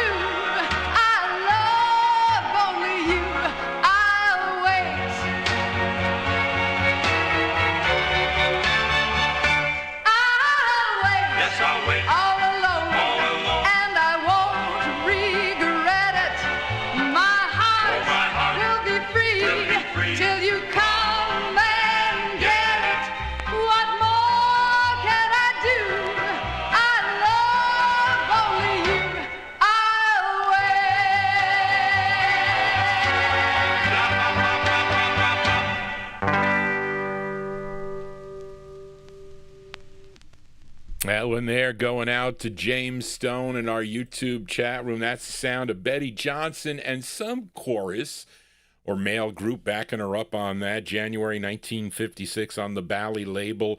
I'll Wait, a record that Alan Freed played on his program. I think James said it was a #1 record for a time period, as he would do a countdown every week. That'd be cool.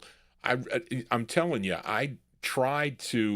so many times I've tried to see the rate of records that Dick Clark would play on American Bandstand, because remember, those were like up and coming, and they would pay him to play those records on his program. And they used to play the whole record too. I don't know about the flip sides, but anyway. But what did I want to say? When I used to buy records from Joel Scherzer, he had Robbie Music out of Pueblo, Colorado. He would tell me, Johnny, I got a bunch of records that are doo-wop-ish elements, he called it. And that would qualify as a record with doo-wop-ish elements. Anyway, Johnny G here, spinning my 45s. I hope you're digging on the tunes. If you are, please give me a thumbs up.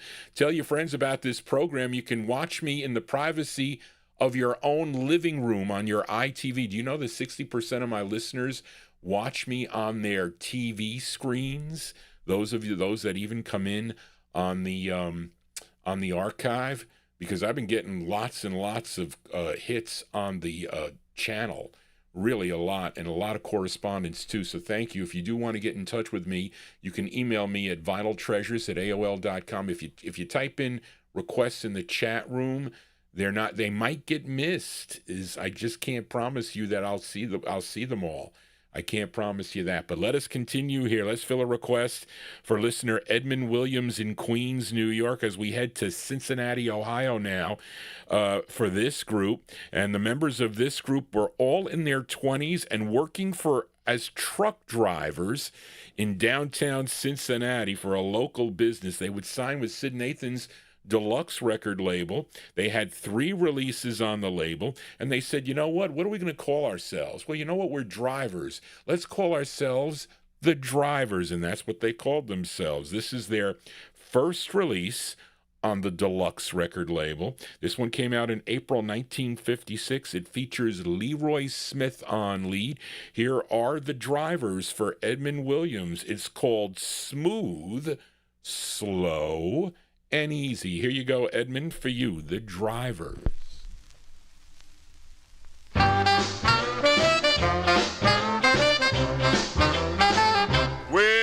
I'm just like an automobile, but in the winter when it's cold, you got to fill my body with alcohol. And if you want my motor to roll, you got to cruise them in smooth, slow, and easy.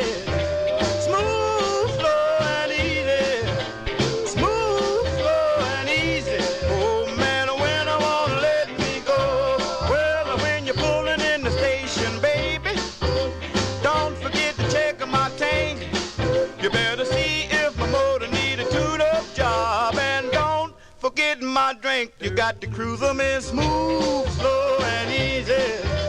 Smooth, slow, and easy. Smooth, slow, and easy. Oh man, when I wanna let me go, well, when you're driving down the highway, baby, don't drive me fast at all. 'Cause if you do, my rings will go to knocking. Well, and my motor need an overhaul. You got to cruise them in smooth and easy.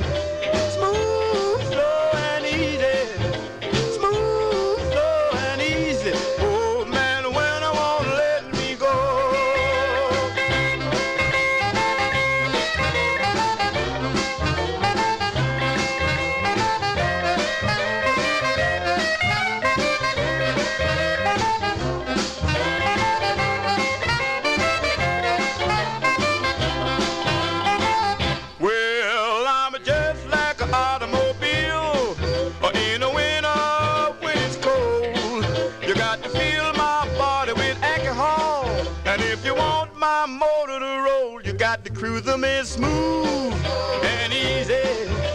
Smooth, slow, and easy. Smooth, slow, and easy. Oh man, when I wanna let me go.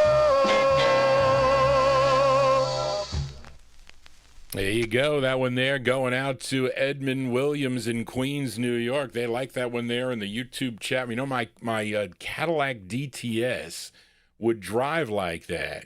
I miss that car. I do. I have, a Honda now? I don't know. Maybe I should switch it. Maybe I should, but there you go. The drivers there. Leroy Smith on lead. It's on Sid Nathan's Deluxe record label, their first release for Deluxe, April 1956. Smooth, slow, and easy is how they like Johnny G to say it. If you go back, there's you can go back to I have about over 900 videos here. You go back to 2015. I talked like I had an Energizer battery in me. I was like, is that me talking that fast? And I heard some of the other shows. I'm like, boy, did I slow down. I guess in your old age, you slow down a little bit, but I don't know. 67 is kind of old. I mean, I'm considered a senior citizen, I think. But anyway, not that I want to think that. Anyway, let us continue here on the Vinyltreasure Show. Fill a request for Oldies fan, a.k.a. Joseph Smith. Now, last week we played a request for a Graylin, a 1952 release by Lloyd Price called Lordy Miss Claudie. That was his first release for Art Roop Specialty record label. And so I guess that prompted Joseph Smith to send me this request, his 13th release on Specialty Records. This is kind of an answer tune to that song, okay? And this is a song he wrote from September 1956, going out to Oldies fan in our YouTube chat room. Lloyd Price on Specialty. It's called Forgive Me, Claudie. Here you go, Lloyd Price.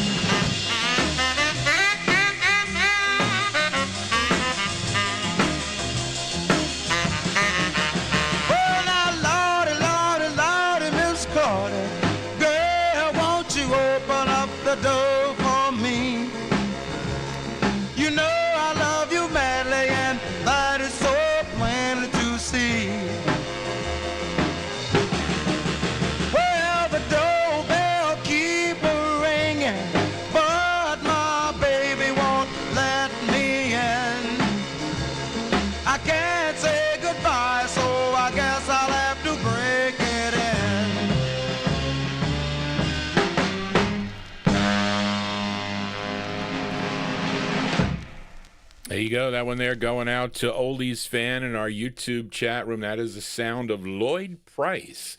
Lloyd Price on Art Roop Specialty record label, a song he wrote, his 13th release for the specialty record label, Forgive Me, Claudie. Kind of like answering that first release for specialty, Lordy Miss Claudie. Lordy Miss Claudie, Johnny G here on a Saturday as we continue here. And this is a request for listener Big Dave Swinger. And this is a girl group sound here. Don't know much about these gals. This was reviewed, Billboard reviewed this in November of 1956, and they said that this side is a fast... Wait a minute. Is that what they said, Charlene, on this side? Because I played the flip side of this.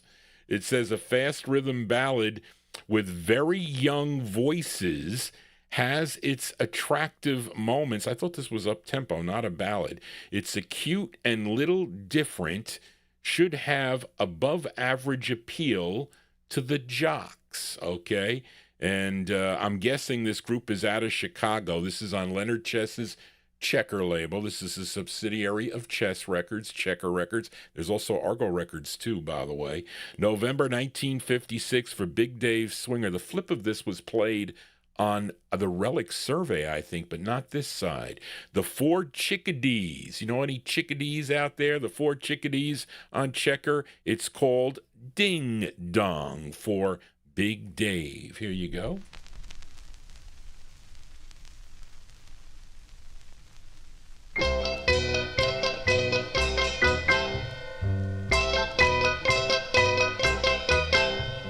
Ding dong, dingo dang doo. Ding dong, dingo dang doo. Well, I need you, baby. Yes, I do. I want you, baby. Yes, I do. I need you once, can't help myself. Take me off of the shelf. I love you, baby. Yes, I do. I wanna hold you. Yes, I do. I wanna squeeze you. Yes, I do. You need me and I need you. Tell me what you gonna do. I love you, baby. Yes, I do. Oh, well, we'll be together till the end of time. If you would tell me, darling, that you will be mine. You know how much I love you. You know how much I care. I'll go with you, darling, anywhere. Well, I love you, baby. Yes, I do. I want you, baby. Yes, I do. First you do and then you don't, then you will and then you want. I love you, baby. Yes, I do.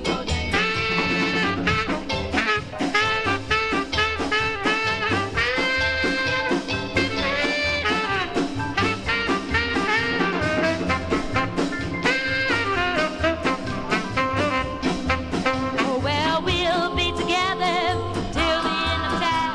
If you would tell me, darling, that you will be mine. You know how much I love you. You know how much I care. I'll go with you, darling, anywhere. I love you, baby. Yes, I do. I want you, baby. Yes, I do. First you do and then you don't, then you will and then you won't. I love you, baby. Yes, I do. Well, I love you, baby. Yes, I do. I love you, baby. Yes, I do. I love you, baby. Yes, I do. Yeah, girl group, young girl group sound here on the Vinyltreasure show. That one there going out to Big Dave Swinger in our YouTube chat room. The sound of the Four Chickadees. No, Tony Barcia, this is a nice vinyl press. I hate the styrene. I don't think it's a, is this a Monarch? No, it's not. I don't see the Delta in here, but it is a nice vinyl press. It's not styrene. That's how I like it. The Four Chickadees, November 1956. Ding Dong is the name of the tune on the Checker record label. We have one more from the year 1956. I told you I got a couple of blues 45s here on the Vinyltreasure show, and I have these records, especially on these labels like Checker and Chess, because I run those labels, Federal also. I don't have them all, but I do have a lot, and Rockabilly too, if they were on the label. But this is a request for listener Gary Hendren in Alabama. Happy belated birthday wishes to you, Gary. Thank you for being a big fan of the program. Gary emails me every week and tells me how much he enjoys the show. So in honor of his birthday, he wanted me to play this for him. And this blues artist, guitarist, harmonica player, born in White Station, Mississippi. His real name, Chester Arthur Burnett, but you know him as Howlin' Wolf. Now, it's funny because on the releases, I said, well, wait a minute here. Because there was a whole bunch that my mother filed away because I didn't clean a lot of my blues 45s. I cleaned this one today, and it says, you know how they call it when the guys on the college football, when they go up and they used to announce their They used to announce their schools. They would say the Ohio State. Like, okay, the Ohio State. Well, anyway, this is the Howlin' Wolf, the Howlin' Wolf, the Howlin' Wolf, and that's what it is on the label. His name emerged from him being admonished by his grandfather, for killing his chickens by reckless squeezing and warning him the wolves in the area would come and get him. Okay, if you're gonna scare your grandchild, you might as well do that. But he had a bunch of releases on the Chess record label. Now Gary requested his 12th release. Okay, and this is a song he wrote. Okay, this is from February 56, going out to Gary Hendren, and happy belated birthday, Gary, to you. The Howlin' Wolf on Chess Records. It's called Smokestack Lightning for Gary Hendren. Here you go, Gary, for you.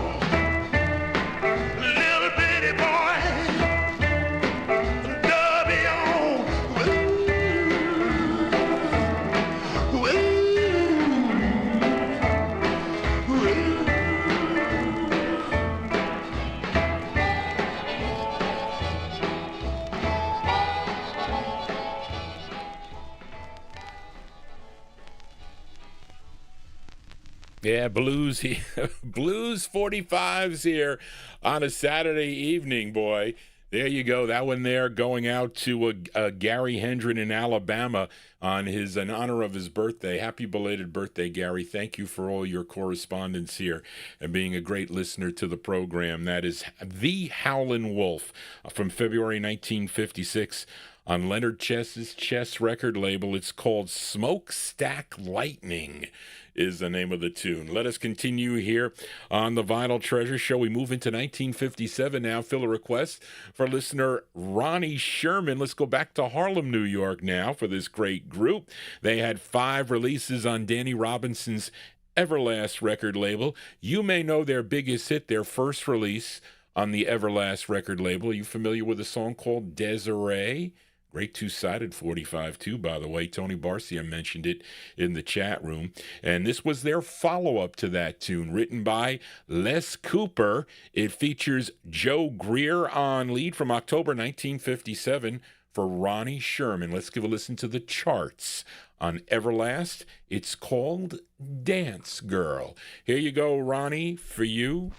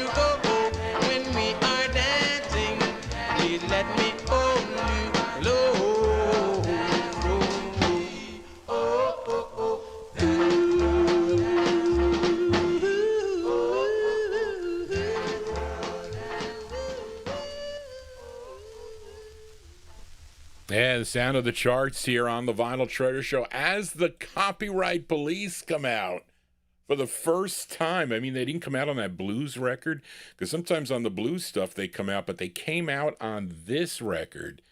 Oh, my goodness. But they didn't shut me down, so we'll see. They're probably... I got to be careful with the next record, too, by the way. But there you go, going out to Ronnie Sherman, October 1957. That's a follow-up to Desiree. Dance Girl there. The charts on the Everlast record label. Joe Greer on lead. This was the group's second biggest hit. This was a number 34 record on WABC AM here in New York City. As we continue here for a Saturday evening, if you are new to this program, I hope you would consider subscribing so we get away with these, we knock these copyright police out of the way, because the more subscribers I have for the live broadcast, the better it is. That's the trouble. The uploads are different than the live stream, but they kind of give me a lot of leeway on this 50s show. And you know, we play the music by year. We are in the 1957 block. Let's fill a request for Simon Hayton in Kidwelly, Wales. Now, he wants to send this song out to Mrs. Galindo for her birthday, okay? So, Mom, Simon wants to send this one out to you. We heard from Billy Ward and the Dominoes earlier in the program, but they also recorded for the Liberty record label. They had 6 releases on the Liberty label, and Simon requested their second song, recorded by many through the decades. This song dates back to 1934 by the Paul Whiteman Orchestra, probably with a vocalist, I don't know. But with this Dominoes group, Eugene Mumford, he was a member of the group, and he does lead, and he's such a fantastic singer, he is. And this is from August of 1957 by request for Simon in Kidwelly, Wales, sending it out to Mrs. Galindo on her birthday, which is tomorrow. Billy Ward and the Dominoes with their rendition of the tune, Deep Purple. Here you go, Simon. Here you go, Mom.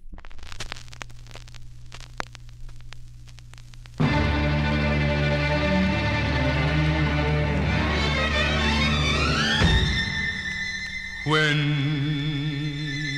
the deep purple falls over sleepy garden walls, and the stars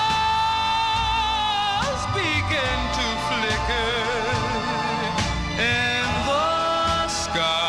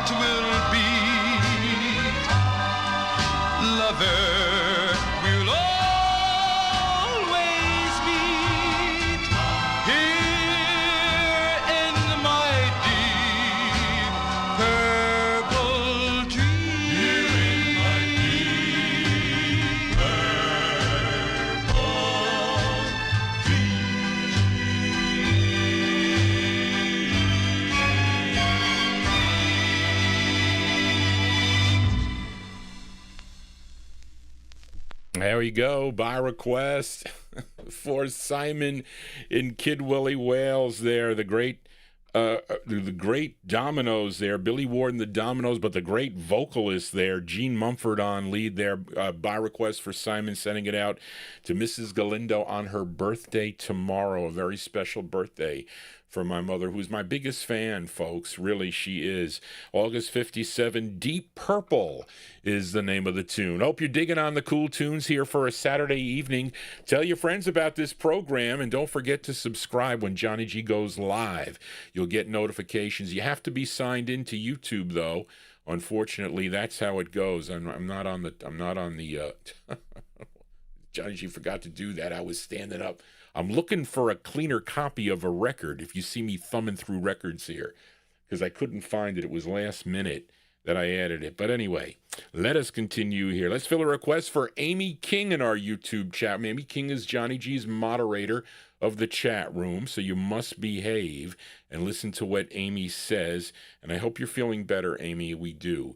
And she requested this, a singer, guitarist, songwriter from New Orleans, born Earl Johnson, discovered at the time from Talent Scout at the time, Johnny Vincent, actually, who brought him first to Art Roop's Specialty label. He was recording Specialty associated with lots of artists down in the New Orleans or in Louisiana area. And that was back in 1954, before Johnny Vincent had this Ace label, because he, again, was the originator of Ace Records. And Johnny signed him to his newly formed Ace label, had 8 releases on the label. Amy requested his 5th release. Okay. And who was talking to me about Ed? Was it Ed Brown? Was it you talking about Huey Smith? Well, Huey Smith is on piano here from June of 1957. This is going out to Amy King in our YouTube chat room. This is Earl King. No relation. Earl King on the Ace label. It's called You Can Fly High. This is for Amy King. Here you go, Amy, for you. Come down, baby. Well, you can fly high, baby, but you come down low. Right back down where you was before. I thought that you loved me, but I had you all wrong. 'Cause now you left me and I'm all alone. What can I do? What can I say? I pray all day, baby, wondering why you went away. Well, I don't want to hurt your feelings. I don't want to cause you pain. All I want is to hear you say that you take me back again. Woo, what can I do? What can I say? I pray all day, baby, wondering why you went away.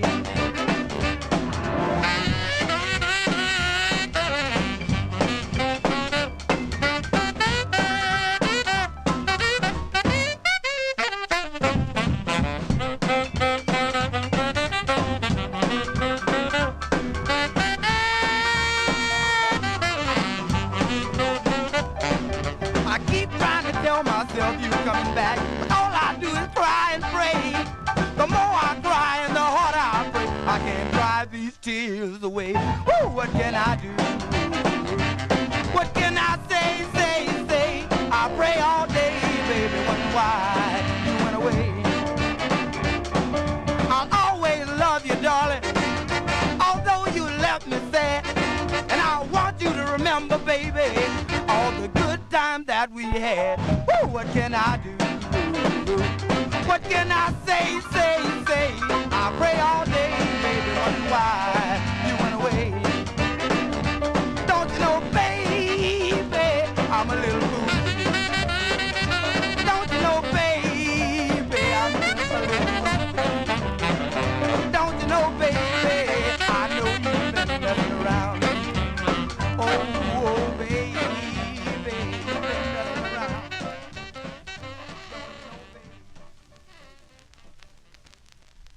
Yeah, the sound of New Orleans here on the Vinyltreasure show. As the Copyright Police, they weren't out on the Deep Purple song, but they did come out on this song. I can't tell you what that is, but that's Earl King going out to Amy King in our YouTube chat room. She's Johnny G's moderator of the chat room, and thanks for requesting that, Amy. She's not feeling too well, folks, but we need to send good wishes, healing wishes toward Amy. June 57 on the Ace, Johnny Vincent's Ace Records. It's called You Can Fly. Did I even say that? I forgot. You Can Fly High is the name of the tune. I missed it. I'm sorry, folks. Johnny G is just flying by my handle here. But anyway, let us continue here. I really like this next 45, and it's a request for listener Chris Reed as we go to Chicago now, to Leonard Allen's United record label. And this group had just one release. They were called The Answers. Now, the recording session for this was held on April 5th of 1957. Then United released it that September. Now, the song written by Billy Dawn Smith and William Henry Miller, and it's interesting that these writers, they are from New York, and I wonder if the group possibly is out of New York, but it sounds so much like a Chicago sound. Tony Barcia, got any idea on this? I don't know, or Liam, anybody in the chat room here, because this is on a Chicago label, United, and it sounds like a Chicago record. But that doesn't mean that this song wasn't, recorded by a Chicago group. So anyway, but this is with the Lefty Bates Band, as they did a lot of session work in Chicago for a number of labels. This is from September 57. This is by request for Chris Reed in our YouTube chat room. The group is called The Answers. This on United. The song is called Have No Fear. The Answers for Chris Reed. Here you go, Chris, for you. I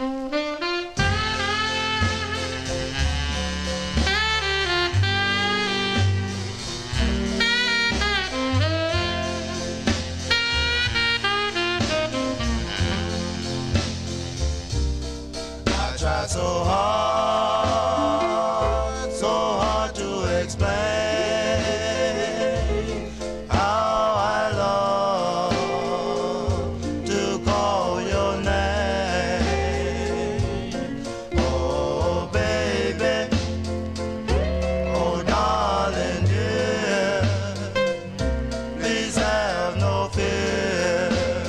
Oh, oh, hold me closely, hold me tight, never let me out of your sight. Oh, baby, oh, darling, dear, please have no fear.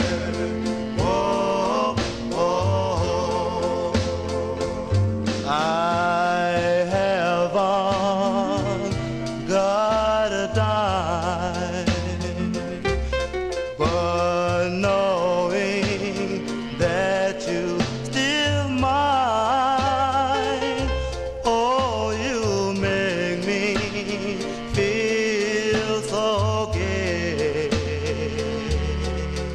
You are with me,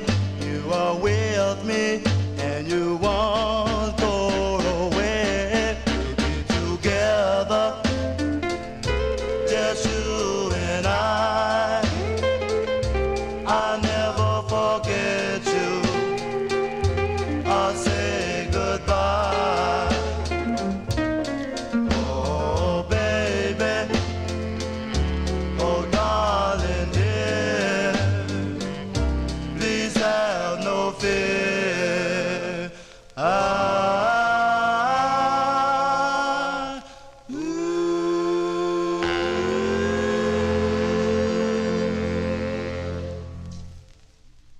That one there by request for listener Chris Reed in our YouTube chat room.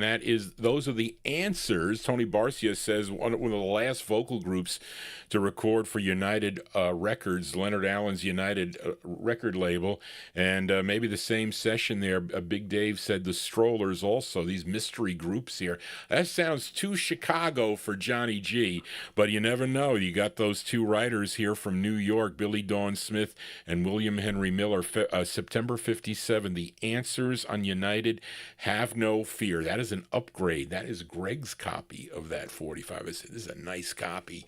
On the cheap. I'm going to take it. Anyway, Johnny G here on a Saturday. We continue here.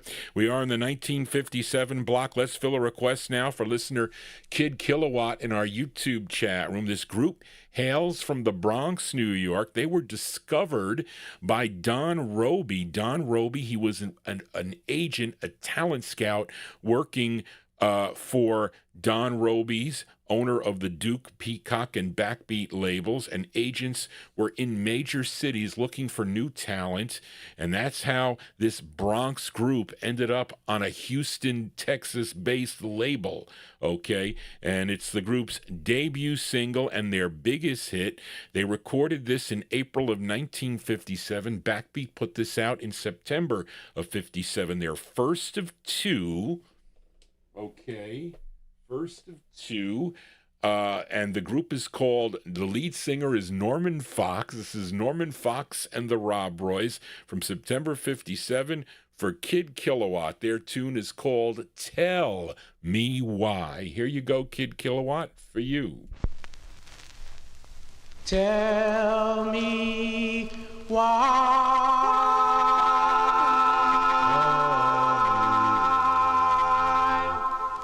Why the stars in the sky, they're the same kind of stars that I see in your eyes. I love you, yes I do.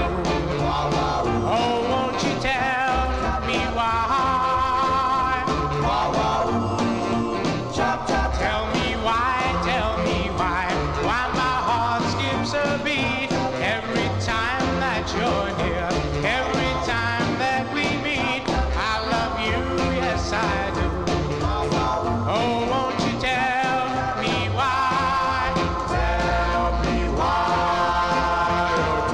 Tell me why. I love you so.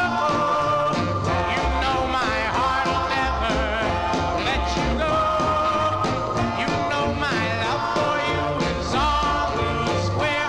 When I wake up in the morning, I want you right there. Whoa, why? Tell me why my heart skips a beat every time that you're near, every time that we meet.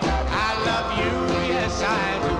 Oh, won't you tell me why? Tell me why.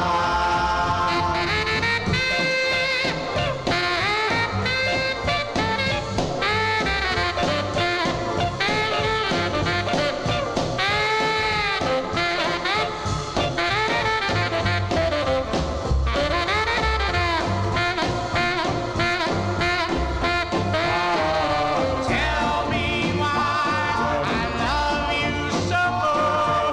You know my heart will never let you go. You know my love for you is on the square. When I wake up in the morning, I want you right there. Whoa, why? Tell me why my heart skips a beat every time that you're near, every time that we meet. I love you, yes I do. Oh, won't you tell me why? Tell me why. Yeah, do.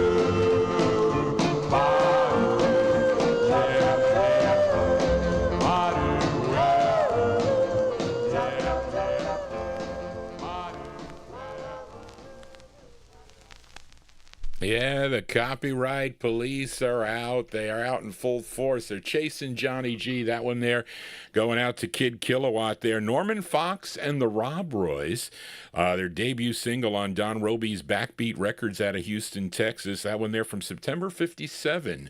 Tell Me Why is the name of the tune. Let us stay in 1957 here. Let's fill a request for listener Tim Doyle in Pennsylvania. Thank you, Tim, for your emails.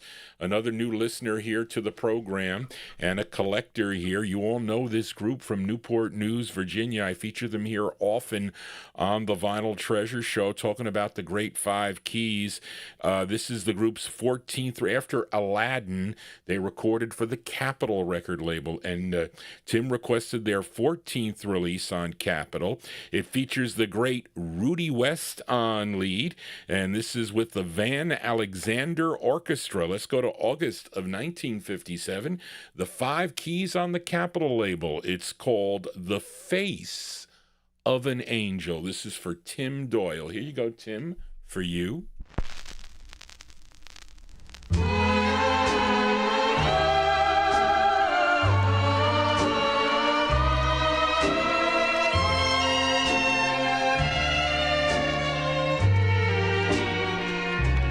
The night she smiled at me, smiled so tenderly, I thought I found the key to paradise,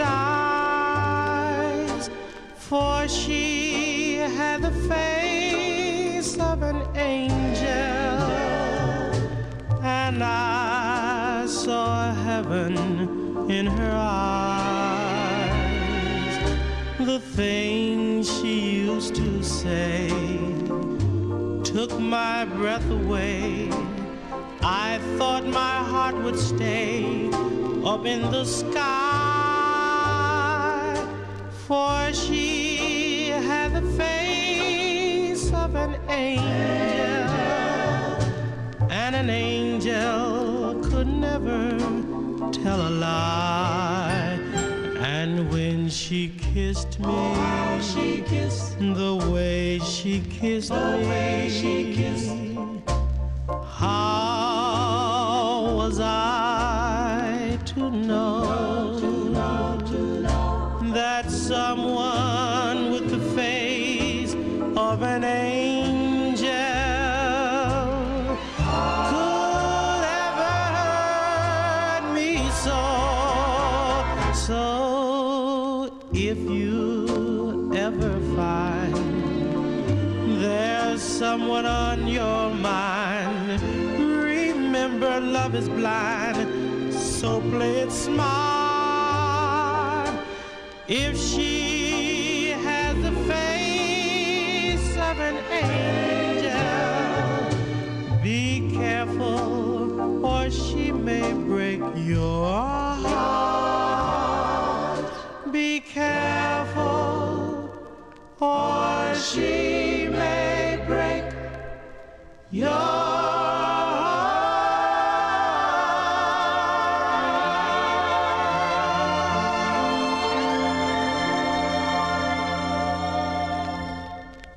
That's Rudy West and the Five Keys. Rudy West and the Five Keys there on the Capitol record label. That is their 14th release for the Capitol, folks, August 57.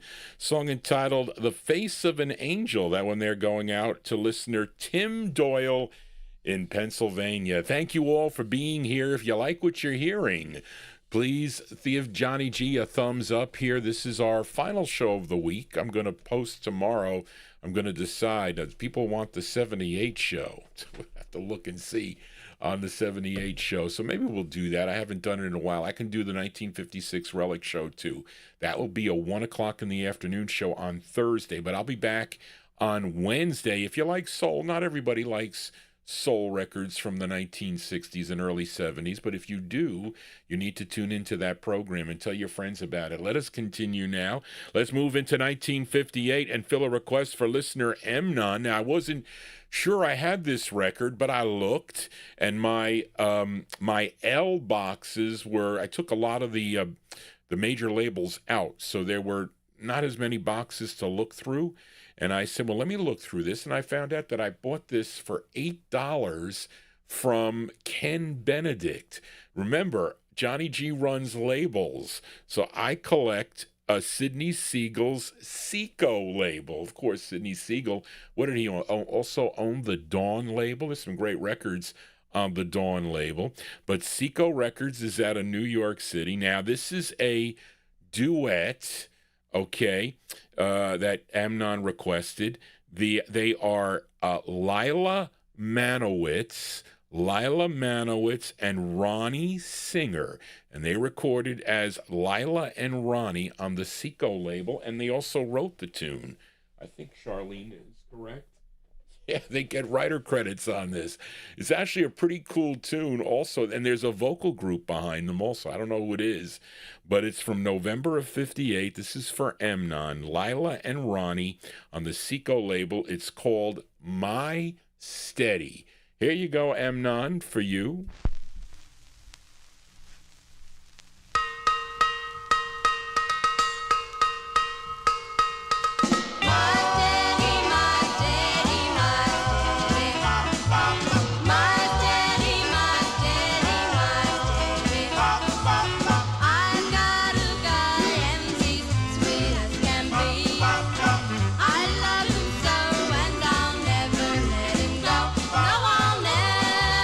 Let him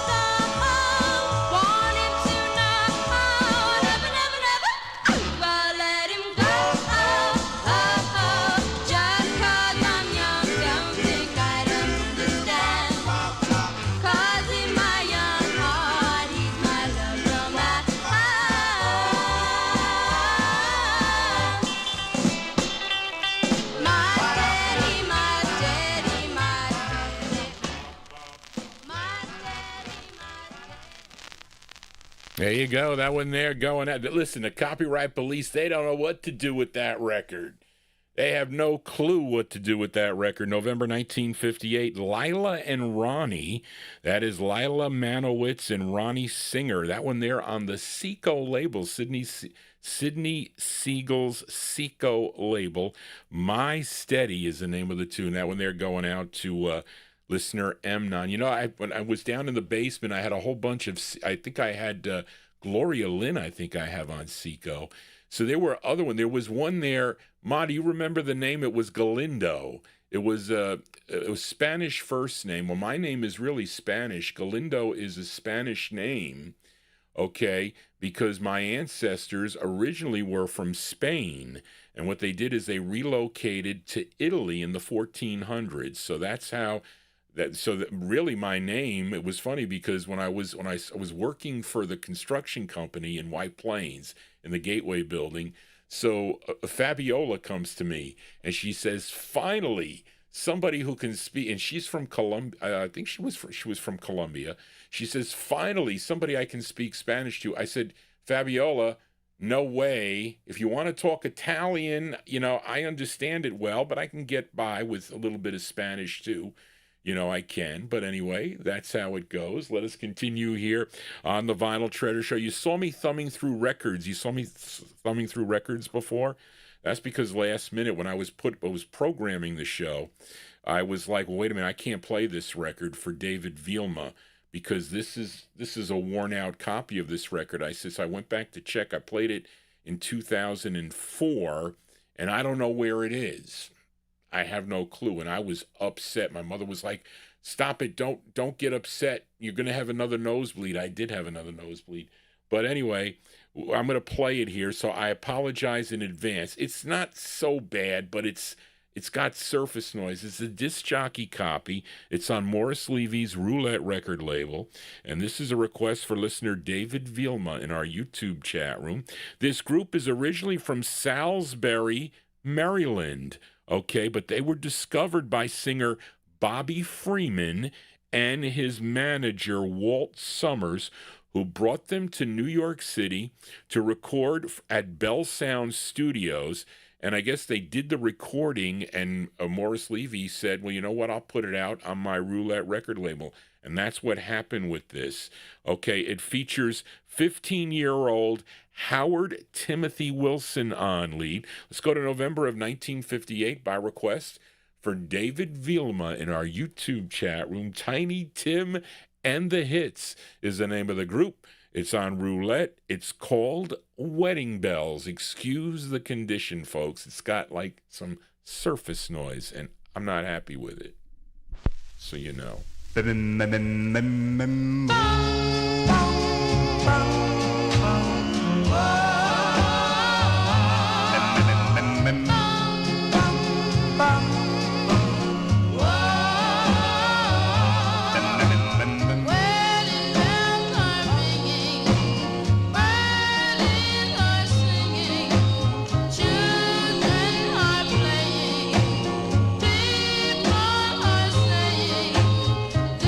is our wedding day. This is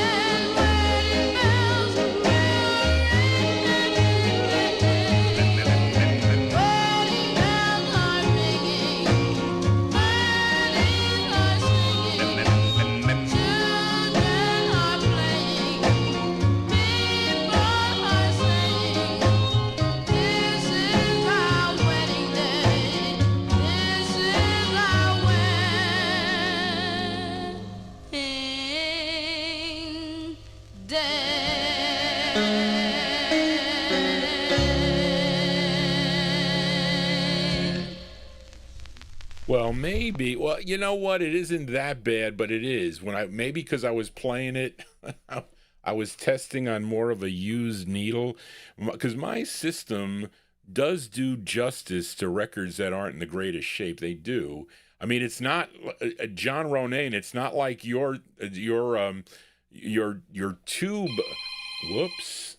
Hold on a second, folks. Who is this? Oh. Hold on a second. Hello?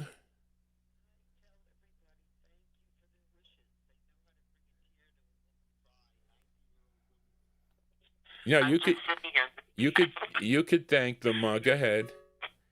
Thank you, everyone, for a wonderful birthday and all your wishes. Please, this means a lot to me, and I love you all. Good night. Okay, that was very nice. That was very nice, Ma, for saying that. Very nice.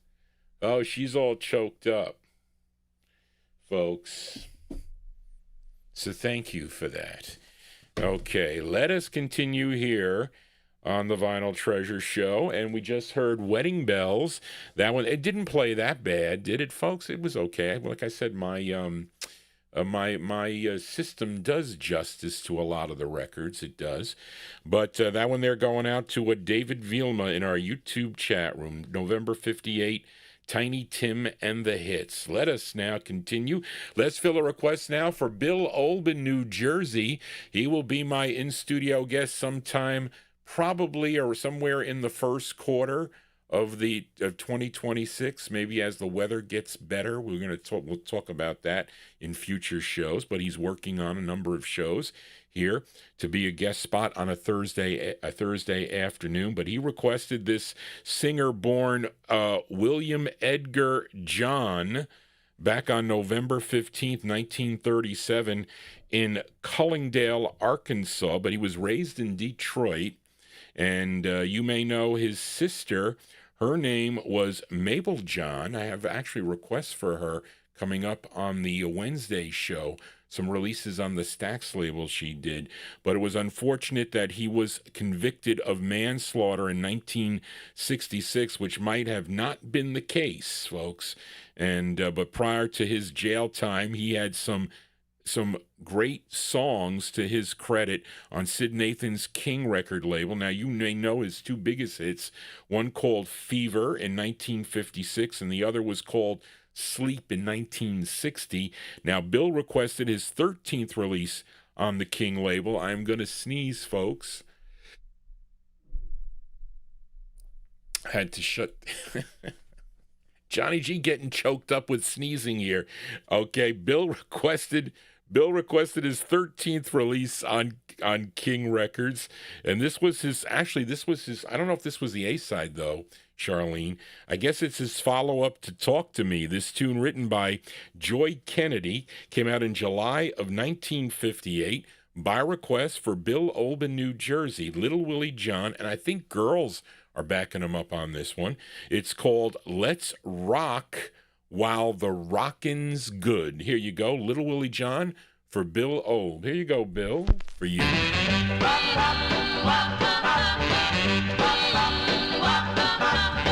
Let's rock, baby, baby, let's roll. Let's rock to satisfy our soul. Don't wait till we old and gray. Let's rock, baby, right away. Listen to me like you know you should. Let's rock while the rocking's good. Let's dance, baby, baby, let's hop. Clap your hands and do the new style bob. Let's mama do the bongo drums. Do the cha-cha, it's a lot of fun. Listen to me like you know you should. Let's rock while the rock is good. While we're young and the spring is sprung. Let's go moonlight strolling. Cause once you're old and your blood gets cold, say no more rocking and rolling. Let's swing, baby, baby, let's shout. I tell the old folks what it's all about. Don't wait till your bones are stiff. Come on and give your little heart a lift. Listen to me like you know you should. Let's rock while the rock is good.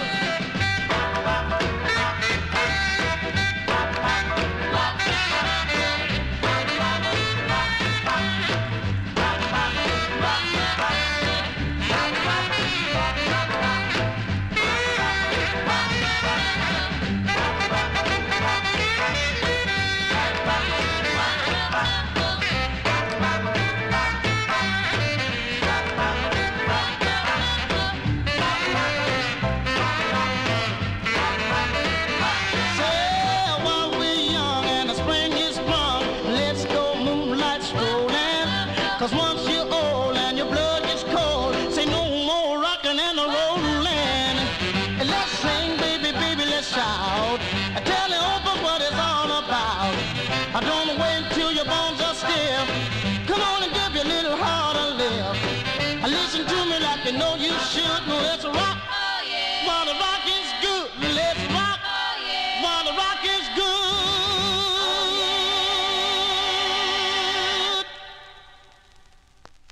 That one there going out to listener Bill Olben, New Jersey. That is Little Willie John. Little Willie John and a girl group backing him up on that, or girl chorus there. Sid Nathan's King Records from July 58. Let's rock while the rockin's good. Johnny G does that every Saturday night right here on Oldies and More, also live on the YouTube stream. We are in Vinyltreasure overtime here as we continue, and we are in the 1958 block. Let's fill a request for UK listener Indrajit Advani. This singer recorded some duets with Lula Reed back in 1954 and was a featured vocalist with Sonny Thompson in 1956. Well, they both were featured vocalists with Sonny Thompson on the King label. In 1955, he would have his first release on Henry Stone's Chart label, which was out of Miami. Now, in 58, he did one on, had this release on Vivian Carter's he had a release on Vivian Carter's, a VJ label out of Chicago. Now, wait a minute. So, Charlene, you mean to tell me this is not VJ? You mean to tell me Falcon, I would say. I'm gonna change it and say Falcon. Okay, and he wrote this tune, and he says, written by this singer and Calvin Carter. Okay, this one from May 1958 for UK listener Indrajit Advani. This is Paul Tate. Paul Tate on the Falcon label. It's a subsidiary of VJ. It's called Dance On. Here you go, Indrajit, for you.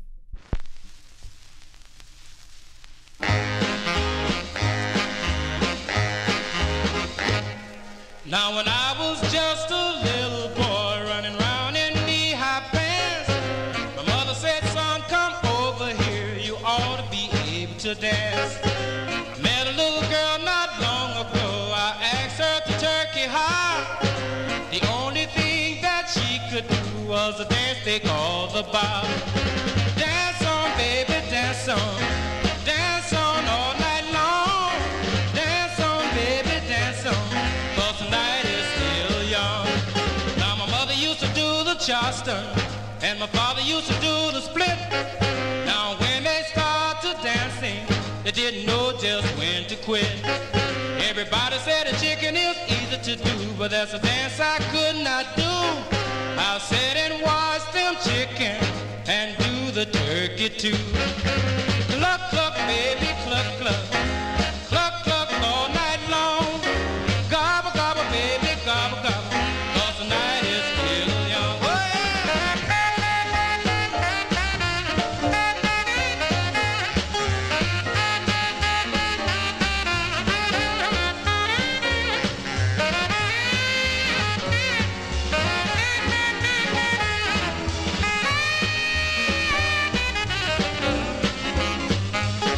now my mother used to do the Charleston, and my father used to do the split.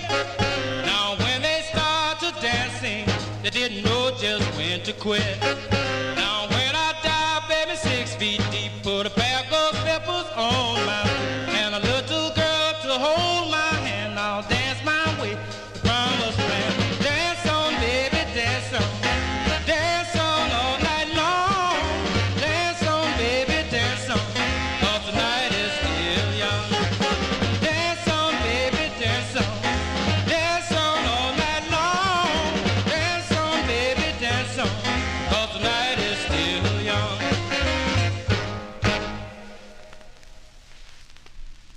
There you go. That one there going out to UK listener Indrajit Advani.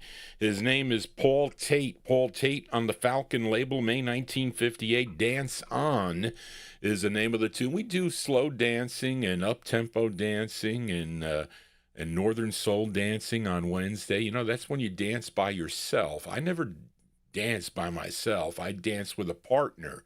I used to go to dances in high school. It was funny when I was with my company, when I had my first job, they were kind of shocked when they saw me dancing. They said, Johnny G, we didn't know you had that in you. But I said, but I do.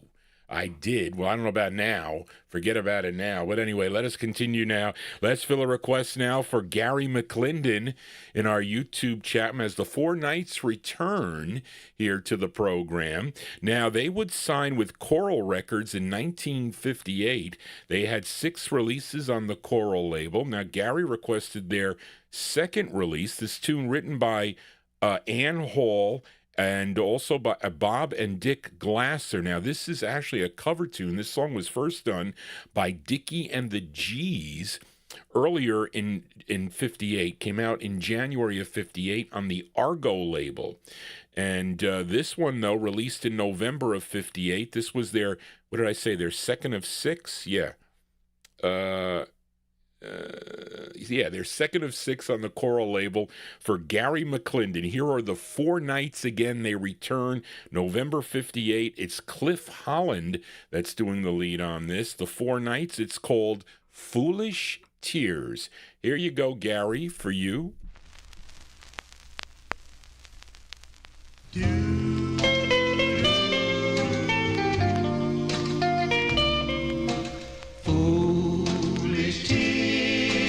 Why do you flow so free? Foolish tears, look what you've done to me.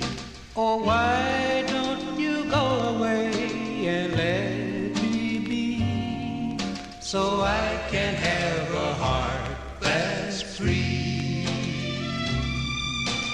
Love is a funny game and everyone can't win. That's the way that it has always been. But there's a chance your broken heart will want to try again. So why waste your time on foolish tears?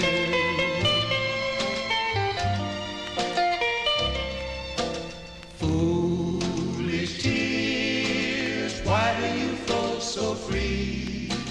Foolish tears, look what you've done to me. Oh, why don't you go away and let me be, so I can have a heart that's free? Life can be beautiful if you will let it be. So put the stars back in your eyes and set your poor heart free. That will break the spell of love and chase away the tears, so you can end your lonely years.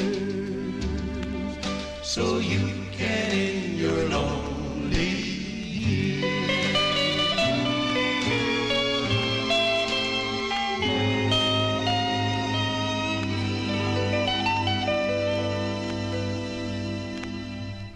That's November 1958 release there by the Four Knights. Four Knights on the Coral label.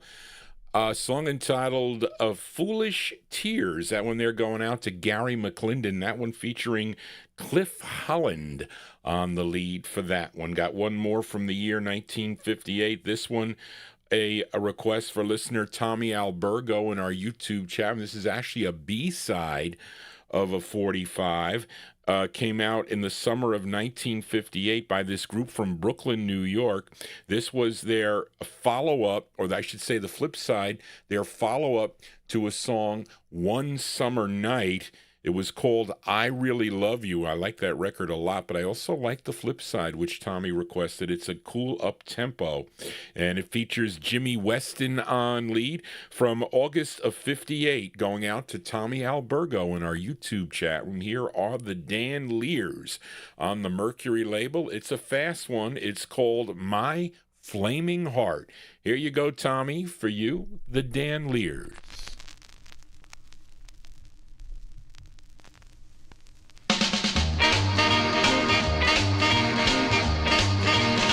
And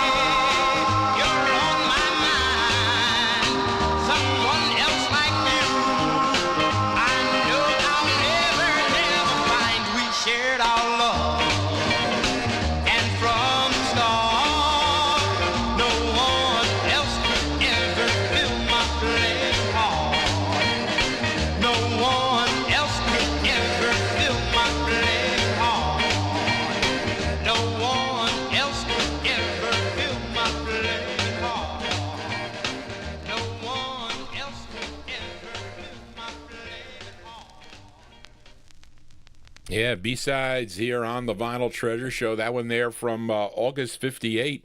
Those are the Dan Lears. That's the B-side to I Really Love You, an excellent ballad they do. That is the up-tempo side, My Flaming Heart, going out to listener Tommy Albergo. That's on the Mercury record label. That is Jimmy Weston on lead. As we continue, we move into 1959 now. We fill a request for Frank and Jerry Gingaro. They just left for bed, but Frank listens on the archive. And this gal was 15 years old when she made her debut. That was believed, and that was back, 1956, I think.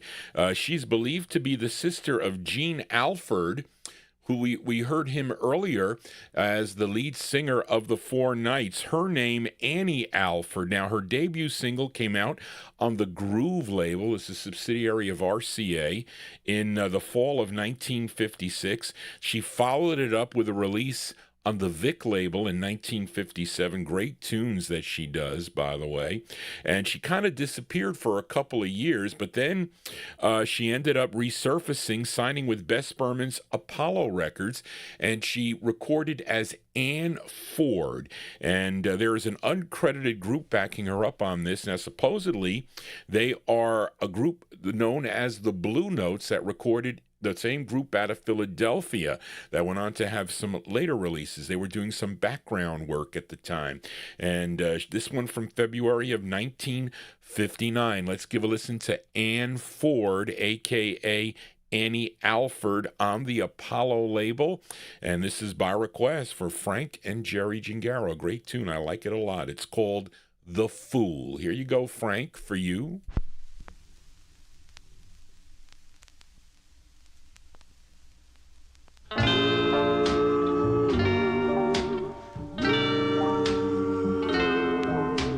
Somebody wins and somebody loses. My aching heart is covered with bruises. I'm sick and tired of all your abuses. It turned out that I was the fool. You were the fool. I can't recall when you were my lover till you began to work undercover. I never dreamed you'd fall for another. It turned out that I was the fool. You were the fool. It's too late now to make amends, for I've lost faith in you. I trust that we can still be friends. The best of luck in all you do. True love is blind, and my love was true, dear. Bear that in mind, whatever you do, dear, lest she should find another love too, dear, and you find that you were the fool. You were the fool. True love is blind, and my love was true, dear. Bear that in mind, whatever you do, dear, lest she should find another love too, dear, and you find that you were the fool. You were the fool. Oh, what a great record there. That one there going out to Frank and Jerry Gingaro. A great tune. That is Ann Ford, a.k.a. Annie Alfred, and I like her other records too on Groove and also on Vic Records. And that one there from February 1959, that's on Bess Berman's Apollo Records. The Fool is the name of the tune, and that is the uncredited Blue Notes, the same group that recorded, not the Harold Melvin and the Blue Notes that recorded for Value, and this was before their releases in 1960. This is 1959, and that's going out to Frank Gingaro. Of course, Frank Gingaro, one of the co-hosts, along with Gordon Skagberg of the Rhythm and Blues Serenade. You can hear the Rhythm and Blues Serenade Sundays tomorrow, beginning at 3 p.m. Eastern Standard Time, 3 to 5 on WRHU-FM 88.7 on your dial. That's out of Hofstra University, or you can listen live on the web at WRHU.org. They play original vinyl 45s like we do here on the Vinyltreasure Show. I want to thank Frank and Gordon for the support of the program here. We support the Rhythm and Blues Serenade also. We need to keep this music alive. Some of the people don't. There's so many shows around that you can listen to that keep the show alive. The people that want to communicate with Johnny G, I'm more than happy to plug their shows here on the program. I am. But let us continue now on the Vinyltreasure Show. Let's fill a request now for listener Timothy in our YouTube chat. It was interesting when I first got my PC. You remember those AOL chat rooms they used to have? Because I still have my AOL address, it's now Vinyltreasures at AOL.com. Well, anyway, they used to have, I used to go into the Doowop rooms, okay? And Mike, and I met up, it was Mike Molinaro that I was talking to about. I don't know where Mike is. I don't know if he's still around or not, but I found his emails. He was telling me so much information about a lot of these groups. We were talking about the Time Capsule Show and about collecting and who I used to listen to. I used to listen to George Tompkins when he was at Westchester Community College, a whole bunch of things. And who was in there was someone by the name of Tim Hauser. So I didn't know that name at the start, but he said to me, well, I'm a member of the Manhattan Transfers. And I said, well, I know the Manhattan Transfers. I forget when this was, but they had songs on the charts. They recorded for Atlantic Records, and they were doing, I think, kind of like oldie type things, and they were doing other oldies, like I forget the other guy. He was the lead on, he did Guided Missiles. I'm just saying he did that tune.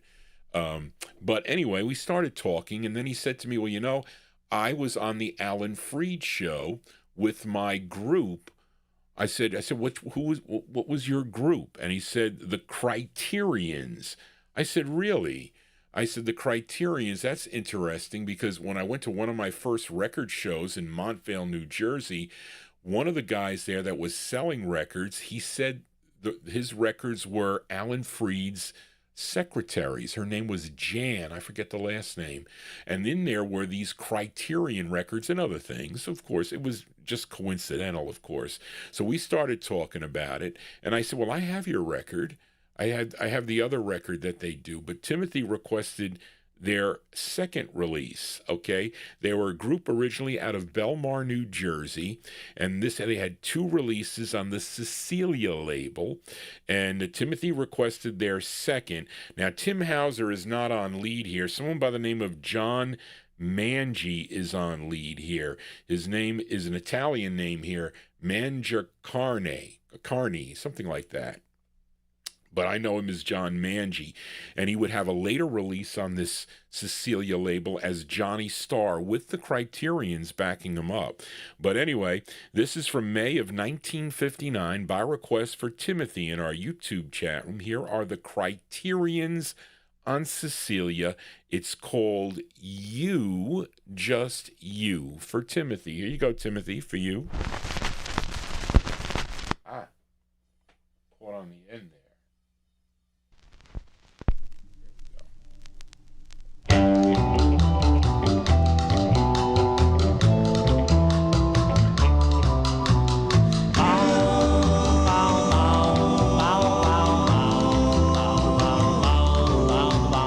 You capture my heart, tell me, my dear,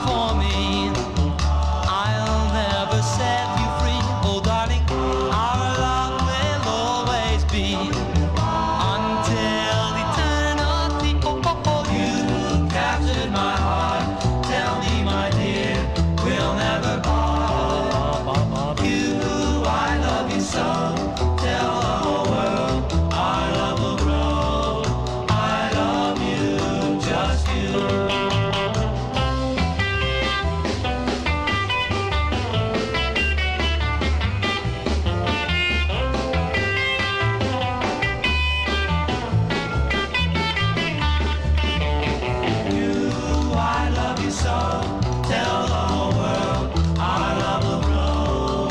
I love you, just you.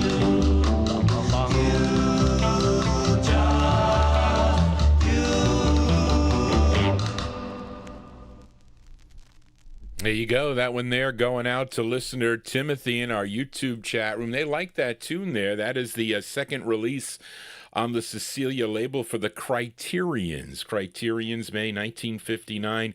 You Just You is for Timothy. Here we are, Johnny G here in Vinyltreasure Overtime.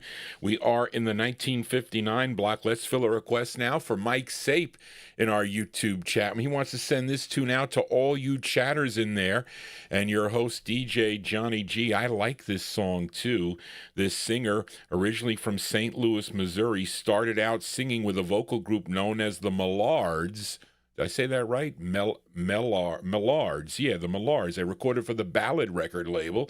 Then he would join a group called the El Toros. I think that was in, 1958? The El Toros that recorded for Don Robey's Duke record label. But then in 1959, he would leave the El Toros for a solo career. And the result were two singles on the St. Louis-based Bobbin label, Bobbin Records, owned by Bob Lyons. This is on the Bobbin label. Now, Mike requested his first, and he's backed up on this by a local group. They were known as the Shells, not the Shells from Brooklyn, a local group called the Shells. His name, Fred Green. This one from July of 59. This is a tune he wrote. This is by request from Mike Sape, going out to all the chatters and to Johnny G. I like the tune. The Fred Green on Bobbin. It's called It's Funny. Here you go, Mike, for you. It's funny how time flies, blows away like the wind. It's funny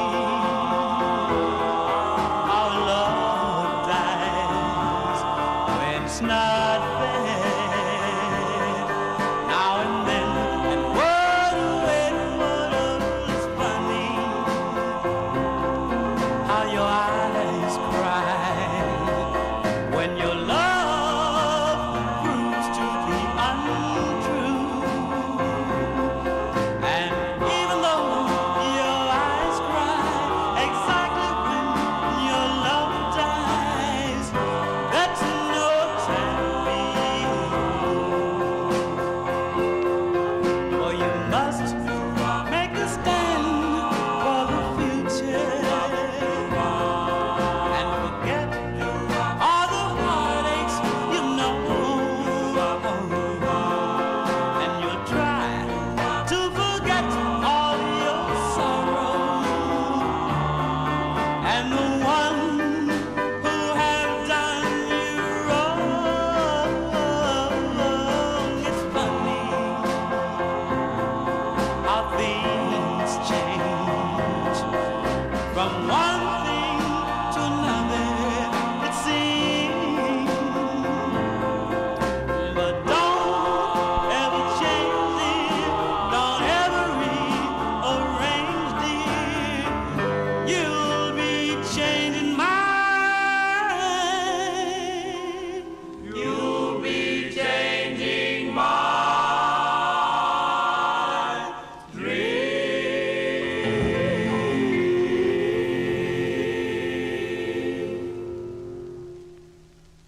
That's July 1959 release there by request for listener Mike Sape in our YouTube chat room, sending it out to Johnny G and all the chatters. That's Fred Green on the Bobbin record label. Song entitled It's Funny is the name of the tune. His first of two on Bobbin Records out of St. Louis, Missouri. We are in the 1959 block. Let's fill a request now for Record Ralph in Syracuse, a great girl group sound. Both sides are cool, in my opinion.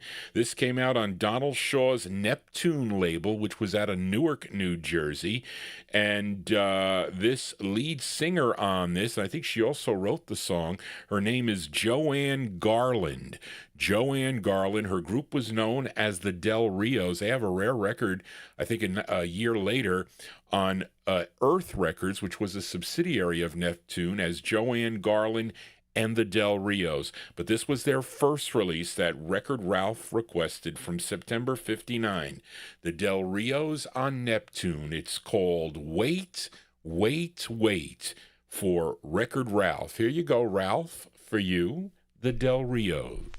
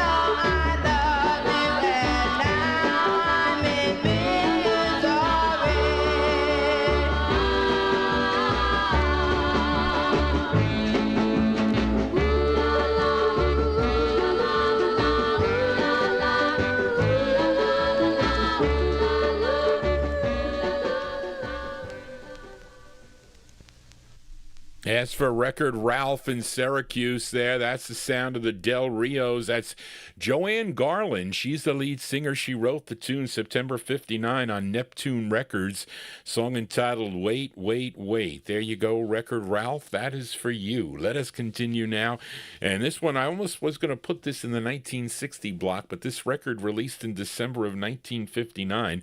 And this is a request for Delwood Jeff. Feel better, Delwood Jeff, as many people are under the weather now. But you all know this group from the Bronx, New York. They recorded, well, I don't think that they were, but I should say the lead singer first sang with a group called the Timberlanes on the Mohawk. I think Mohawk. I also have them on Jubilee, I think. But then he would sign with Gene Schwartz's Laurie record label. And this was the group's sixth release. This is actually a B-side. I think the A-side, a big hit for the group called Where or When. Okay, but this is the B-side here. Now, I guess it was they were listening to Earl Lewis and the Channels version of this song, because I think they kind of emulated Earl Lewis and the Channels on this tune. This song dates back to 1931, done by Russell Wooding and his Grand Central Red Caps on the Victor label. But so many people have recorded this song through the decades. But let's give a listen to this version that Delwood Jeff requested. Dion and the Belmonts. This is the flip side of Where or When. Came out in December of 59 on Laurie Records, and their rendition of the tune That's My Desire for Delwood Jeff. Here you go, Jeff, for you. To spend one night with you in our old rendezvous.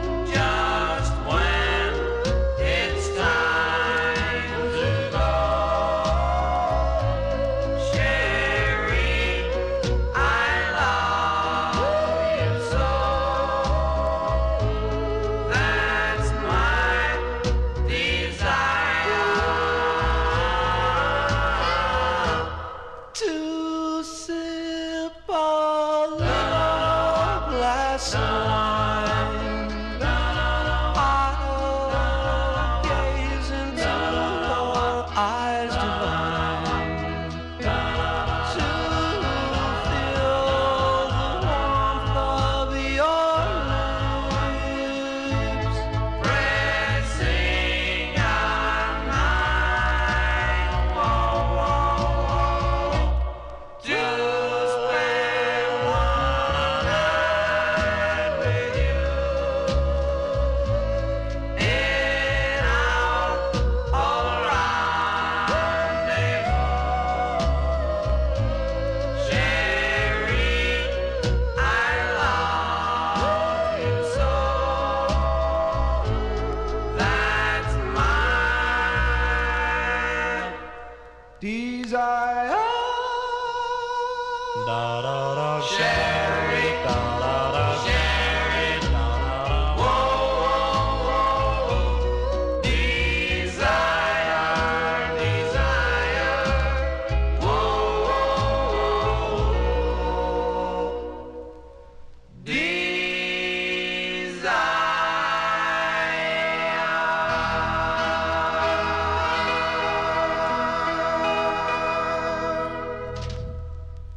Hey, like that one there in the YouTube chat room. That's Dion and the Belmonts. Dion DiMucci, the lead of the group there. That one there. This is the Earl Lewis and the Channels type sound, but as done style-wise by Dion and the Belmonts. December 1959 release rolled into the year 1960.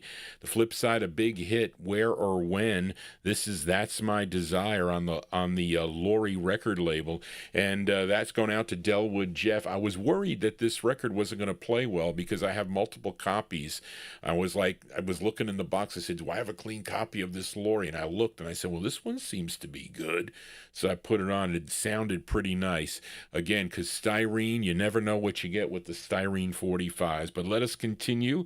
We got two more from the year 1959, and this is actually a flip side request for listener L.A. Arch in our YouTube chat room. A couple weeks ago, I featured this group from Chicago, the Shepherds, recorded for Bill Shepard's Apex record label. Their first release on Apex was a song called Island of Love, was their first of six for the Apex record label. L.A. Arch also requested the flip side of the 45. This one came out in April 59. It features Murray Eskridge on lead. Here are the Shepherds with a B-side, the flip side of Island of Love. It's called Never Felt This Way Before. This is going out to L.A. Arch in our YouTube chat room. Here you go, Arch, for you, the Shepherds.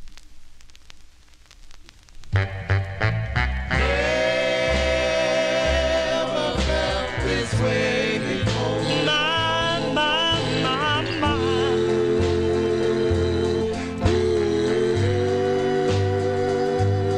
Darling, this way.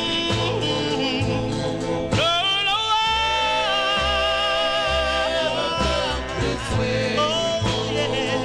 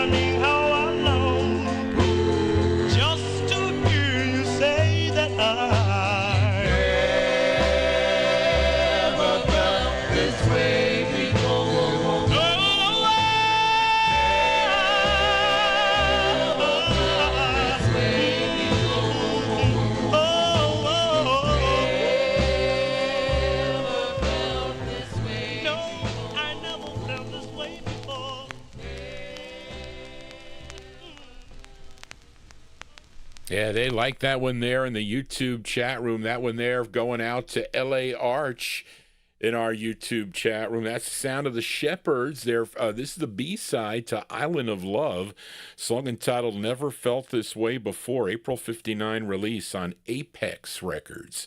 Okay, that's Murray Eskridge.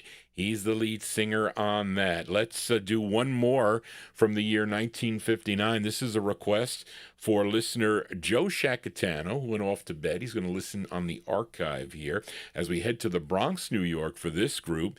And they're known as the Twilights. Now, this came out on Gene Malice's Finesse Records. And the lead singer of the group, and I think other group members, were previously members of the Juveniles that recorded for the Mode record label. There's a cool clip of them singing their tune on Mode Records, actually both sides of it, which I think is pretty cool. Now, his name, the lead singer, his name is Robert Bobby Perryman, as well as the other members of this group, Joseph Durant and Claude Chenette. Now, this is actually a cover song. This song was originally done back in 1952 on the Derby label by Betty McLaurin. This did chart here in New York. This was a number 20 record on WMGM here in New York. This is from November of 59, going out to Joe Shacatano. Here are the Twilights with their rendition of the tune, My Heart Belongs to Only You. Here you go, Joe, for you on Finesse Records.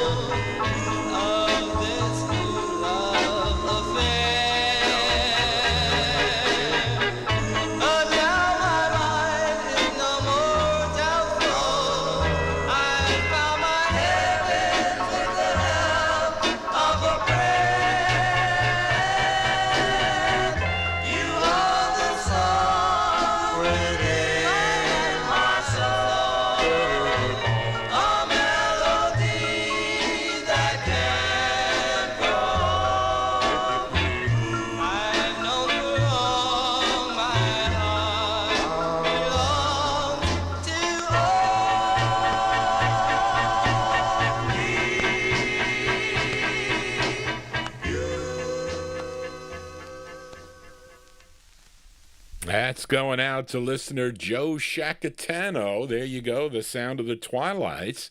Twilights on the Finesse record label, November 1959. Their rendition of the tune, My Heart Belongs to Only You. Now, they would change their name one more time when they signed with the Empress record label, they would change their name to the Embers, and they recorded that tune Solitaire. You know that song? That was kind of a hit here in the New York area. And hope you're digging on the cool tunes. We are in Vinyltreasure Overtime. If you like what you're hearing, I hope you would consider subscribing to Johnny G's YouTube channel. The more subscribers I get and the more action I get with the thumbs up and the hearts and all that and the writing on the YouTube wall, it keeps the copyright police away. It does. But let us continue. Let's move into 1960 now and fill a request for listener John Ronayne as we head to Jacksonville, Florida for this group. First recording for the Heart record label. Don't want to tell you the deal I had with that record with somebody from Pennsylvania. If I ever see that person, they're going to remember Johnny G. But anyway, they would then record two for Ernie Young's Excello Records out of Memphis, Tennessee. Their first one was a tune called Won't You Let Me Know, a record I first heard on the Ronnie I Just For You show. And with that release, okay, they were known as the King Crooners with a C, C-R-O-O-N-E-R-S. Now, don't ask me why, with their second release, they kind of changed the spelling from a C to a K, and they became the King Crooners with a K. And for some ungodly reason, they mention on the label that the lead singer is Little Rico, but it's not really Little Rico. The lead singer on this is really John Stanberry. He is the lead singer of this group, the King Crooners. So let's go to September of 1960. This is on Excello Records. This is for John Ronayne. Here are the King Crooners with a K. The song is called Memoirs. I think that's what it's called, Memoirs. Here you go, John, for you, the King Crooners. The evening breeze whispering through the trees is making me sad for treating you bad and being untrue. Your memories are taunting me, making my heart yearn and making me return. The old folks say that you don't miss the water till the well runs dry. Well, I never knew too much about that water in wells, 'cause I'm a city boy. But I know that when you left, I lost a true love. We fellas don't know when we're well off. Have a good study, girl, yet run from gal to gal. And if we miss getting one, we fall back on that study. But one day, you'll fall back like I fell back, and that study won't be there. But I don't want to tell you how to run your business or keep your girl. I just want to get mine back.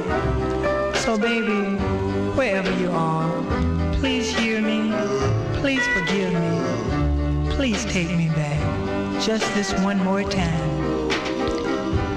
And when I return,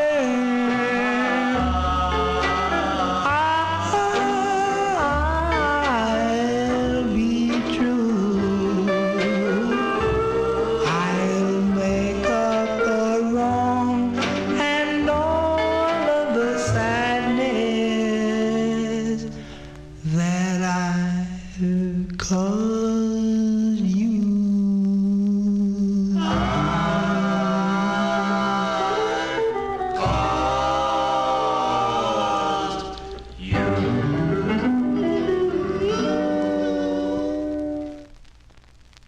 As going out to John Ronayne in our YouTube chat room, that one there, the King Crooners, September 1960 release. That is their second release for Ernie Young's Excello Records. They said Memories. It's spelled Memoirs.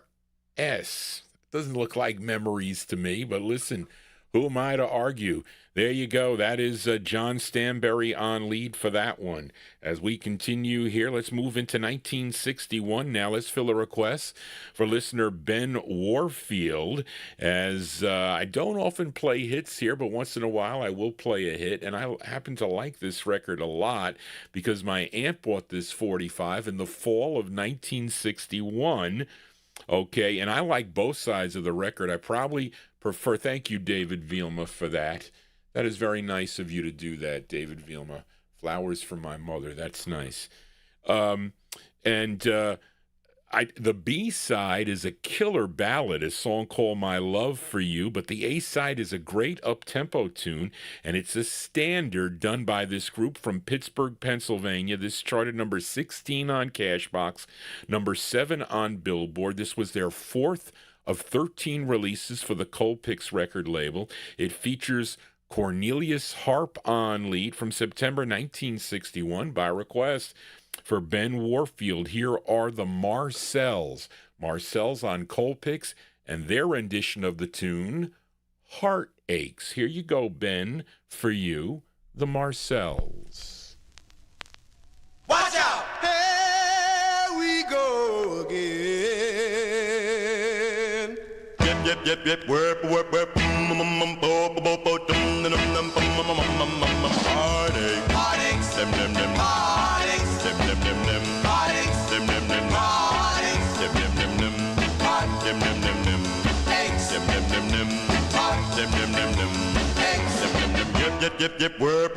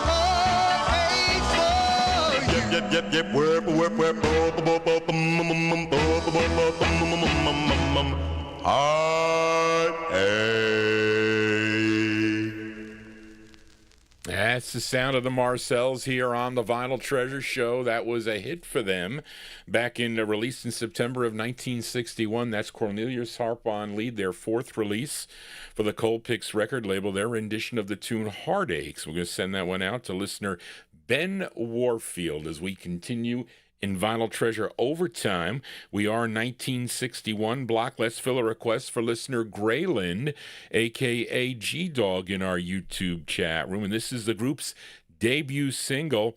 This song also kicked off the Phyllis record label. This label, Phil Spector and Lester Still. Oh, is that? Yeah, right? I think that's it. Charlie doesn't have it here. Okay, this tune written by Phil Spector and Leroy Bates.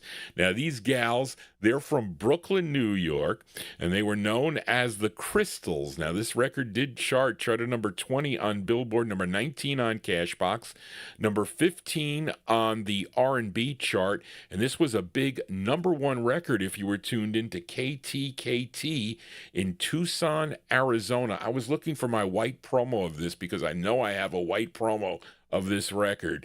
It features Barbara Alston on lead from August 1961, going out to Graylin in our YouTube chat room, the sound of the Crystals on Phyllis. It's called There's No Other, parentheses, Like My Baby. Here you go, Graylin, for you, the Crystals. There's a story I want you to know about my baby, how I love him so. There's no other like my baby, no, no, no, no. Say it now. There's no other, no me, baby, no, no, no, no.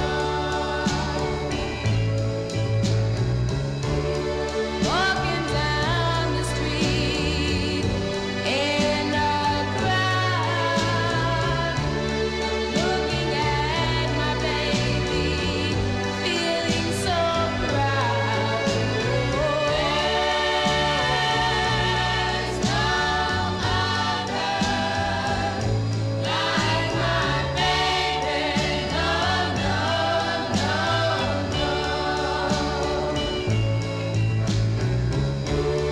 While at a dance, my baby by my side, he whispers to me, someday I'll be his bride. There's no other like my baby, no, no, no, no. Johnny, no, no, not like my baby. No, not like my baby. He's not like my baby. I wanna tell you now. There's no other like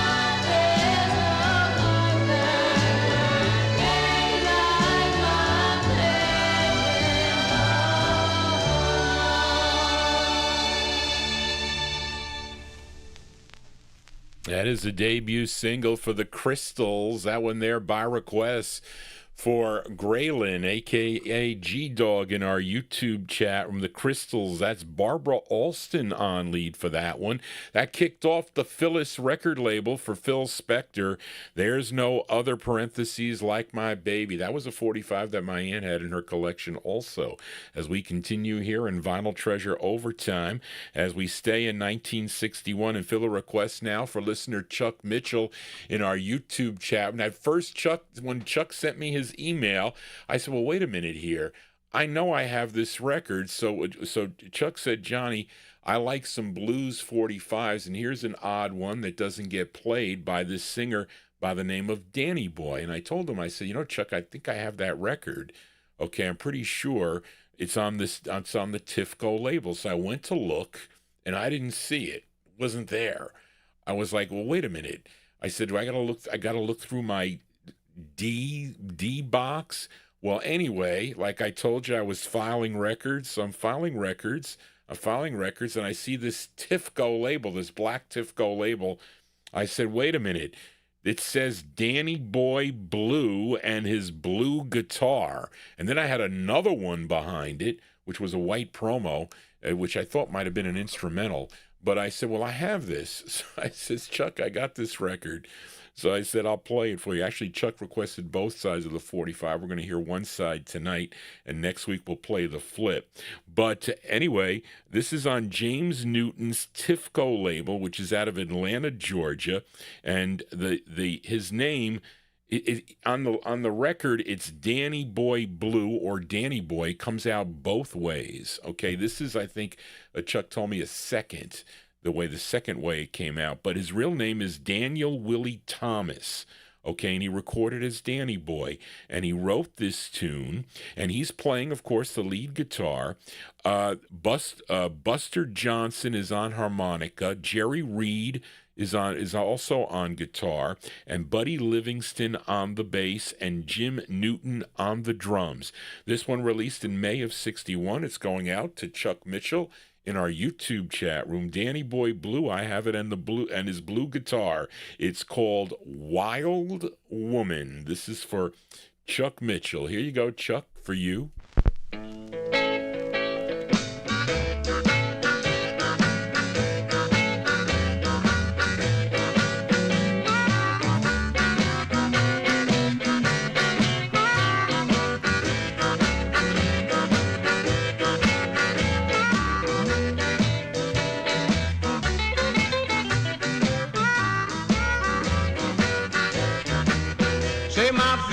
So I can't hardly wear my shoes.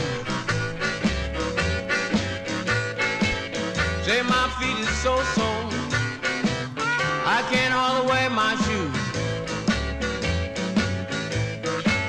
I was out with those wild women last night. They left me with the midnight blues. I'm going to that wild party. It was those wild women. To that party, get with those wild women. I ain't gonna leave home till I have me a quart of gin. Say my wild women like gin and rock and rhyme. Say my wild women like whiskey and rhyme. My gal wouldn't let me go home last night and wouldn't tell me the reason why.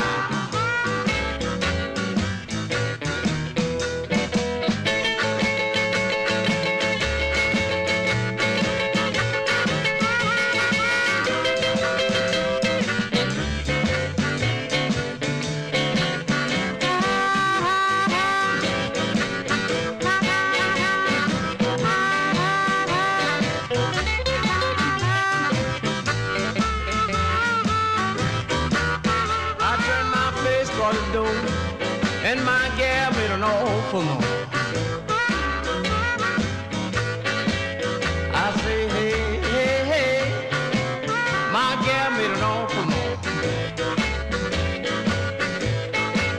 I didn't want to leave my baby, 'cause my track was Atlanta home. Now if you're home up the country, baby, what in the world you doing down here? If you're home up the country, what in the world you doing down here? I'm gonna take you home, baby, and give you a brand new rocking chair.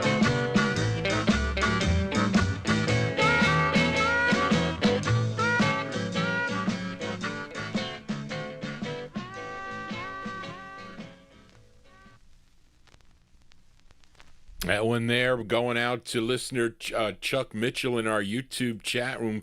60's Blues here on the Vinyltreasure Show, released in August of '61. He has other releases. I'm sorry, May of '61. Looking at the other record. I have it as Danny Boy Blue. It also comes out as Danny Boy Blue. and his blue guitar.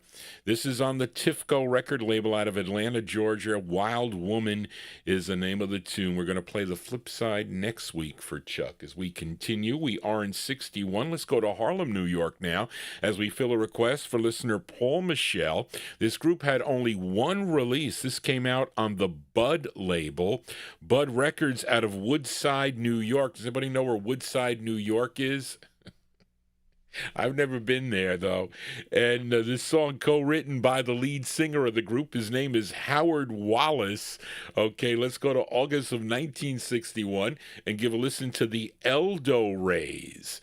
The Eldo Rays on the Bud label, going out to listener Paul Michel. It's a good song. It's called Nights of Ecstasy. Here you go, Paul, for you, the Eldo Rays. Though it seems like years ago, it was just yesterday. I know you left me in misery, took those nights of ecstasy.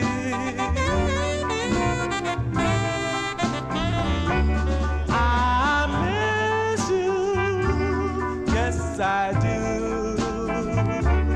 If you were only here to see, my darling, how I miss those nights of ecstasy.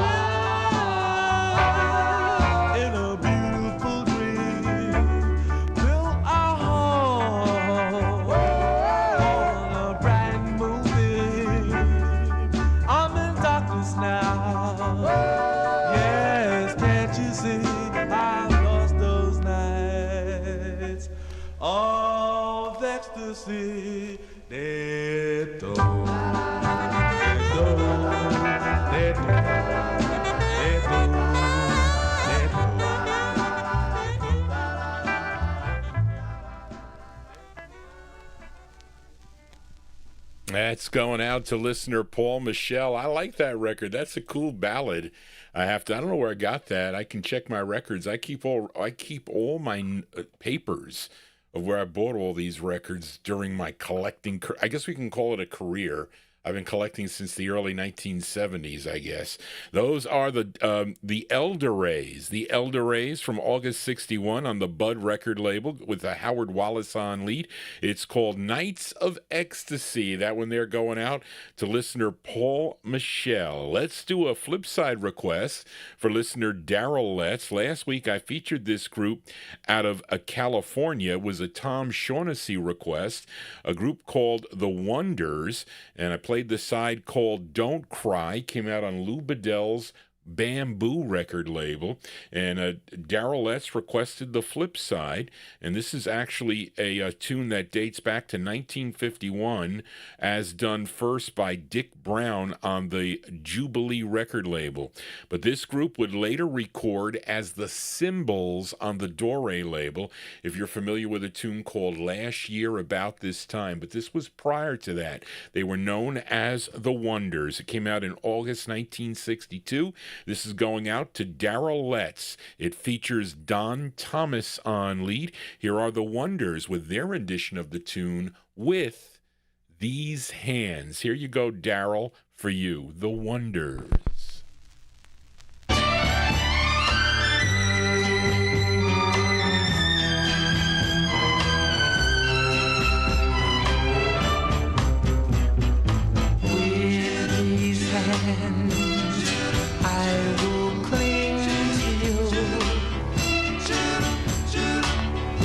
I'm yours for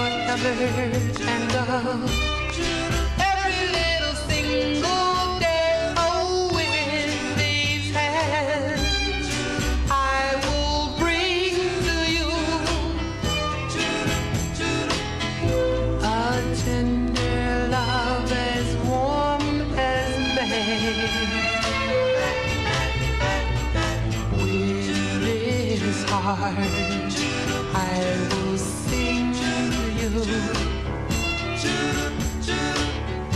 Long after stars have lost their precious glow, with these hands I'll provide for you.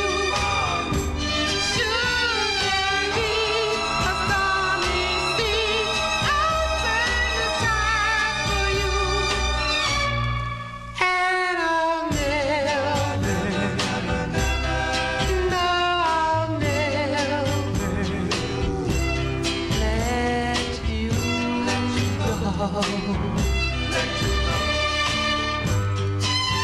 With this heart, my love, I will sing to you. Long after stars have lost their glow.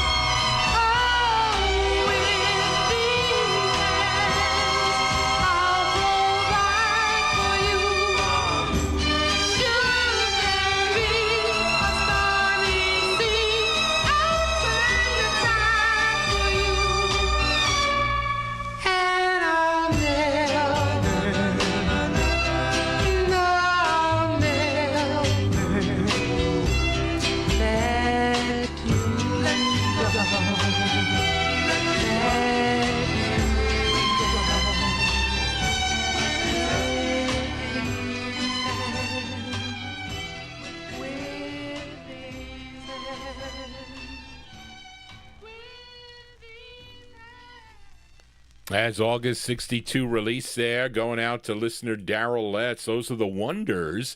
That's the flip side of their tune called Please Don't Cry, song entitled With These Hands. That is Don Thomas on lead. That's on Bamboo Records out of Los Angeles, California. We got 3 more 45s to go before we sign off here. Let's move into 1963 now, and let's do a flip side request for listener John Engstrom. Okay, the records that John requests are nowhere to be found on the internet, so he's trying to get every record in a, I forget the name of the book, but he has like a doo-wop book with all these group records in it, and he sent his list to me. And John, I've been supplying you with lots of records. I have been, and we're going to flip over the 45 from last week. So I played this girl group called the Teenagers. Okay, came out on a label called Tahoe Records. The song was called The Lemon Twist Dance. Well, evidently these gals were hung up on the twisting craze, and this one came out in July of 63, because the flip side is another type of twisting record, and I don't know if this is even possible, but anyway, the tune is written by Arnie Reed. It's produced by Ray Ellis. It's on a label called Tahoe Records. So this is going out to John Engstrom, the Teenagers from July 63.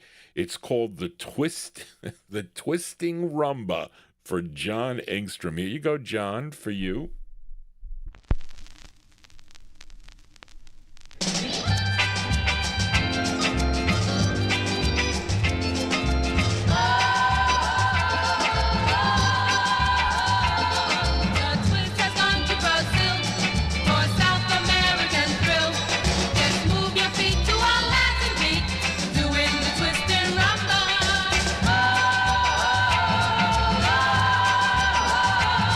They took to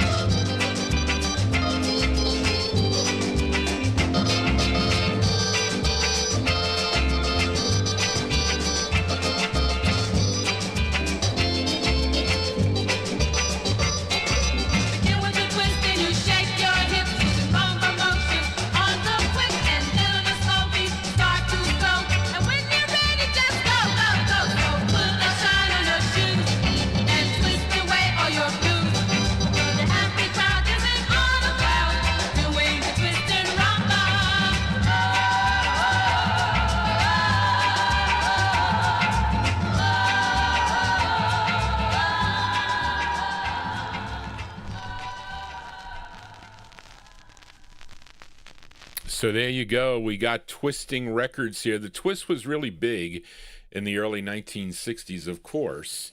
So Tony Barcia says that Frank Sinatra did a twisting record too. I wonder, was that on Reprise possibly? I would guess it would be. But there you go. That's for John Engstrom there. July 63, The Teenagers, The Twisting Rumba. That's on the Tahoe record label. I wonder if that label's from Lake Tahoe. I don't know. But we got two more 45s to go. The closers are going to be on the Parkway record label. 2 records on Parkway Records out of Philadelphia. Up first is a request for listener Adrian Viterbo in our YouTube chat room. This is a girl group, and they were known as Tutti and the Bouquets, which might have been the same Bouquets. Charlene doesn't have much info on this, but I would have checked if they were the Bouquets that recorded for the Mala label. There's a Bouquets group out there too, but maybe they're just out of Philadelphia. The tune written by Joe Simmons and Buddy Lee.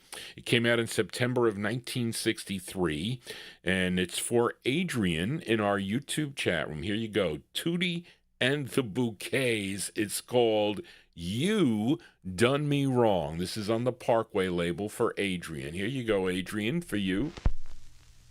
You done me wrong, 'cause you were untrue. Now you ask me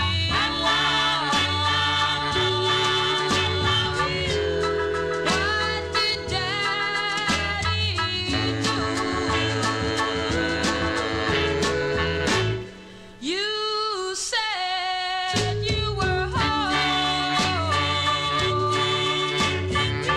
You were home to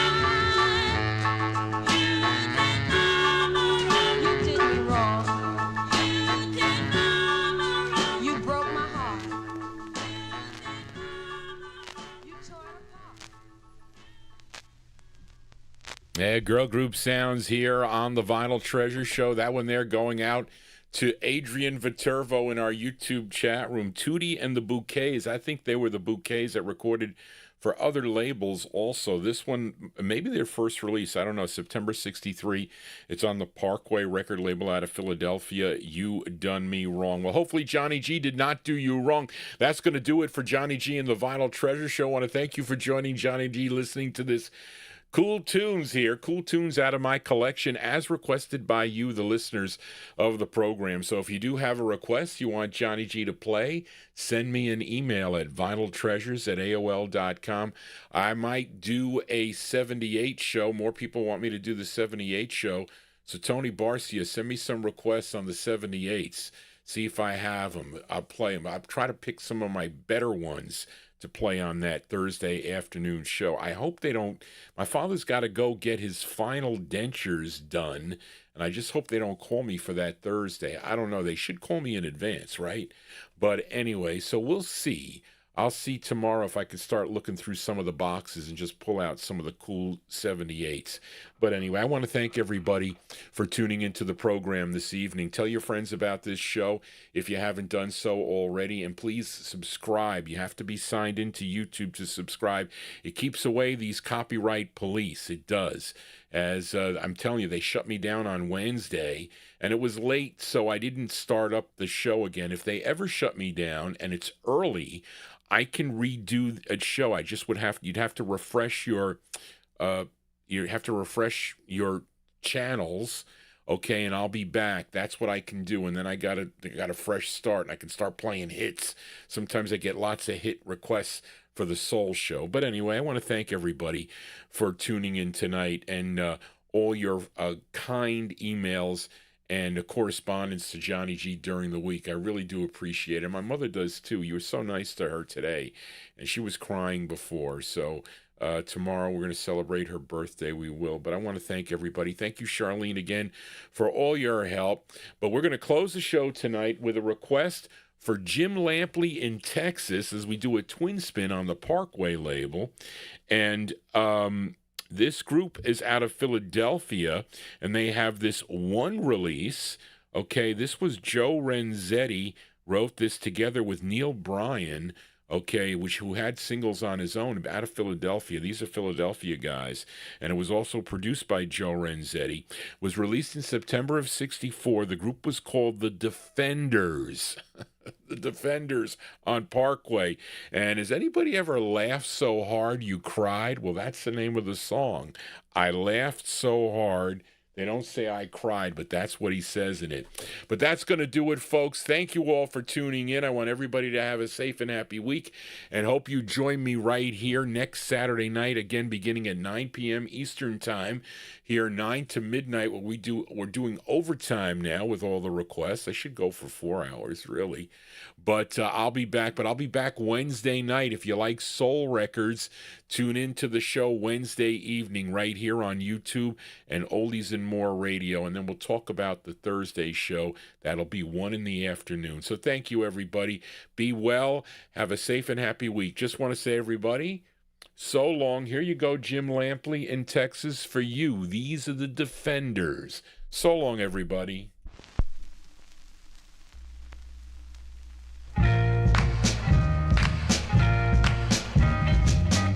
Should have been there when they told me how you lied. I didn't even care. I laughed so hard. I cried. I didn't feel bad when you pushed me on the side. I really wasn't sad. I laughed so hard. I cried. You should. I don't care for her. Love her. And I'm through with her. You should. Well, I said I'm through with her. Well, I don't talk to her, and I don't believe a word. Well, there will I see her. She's just another girl.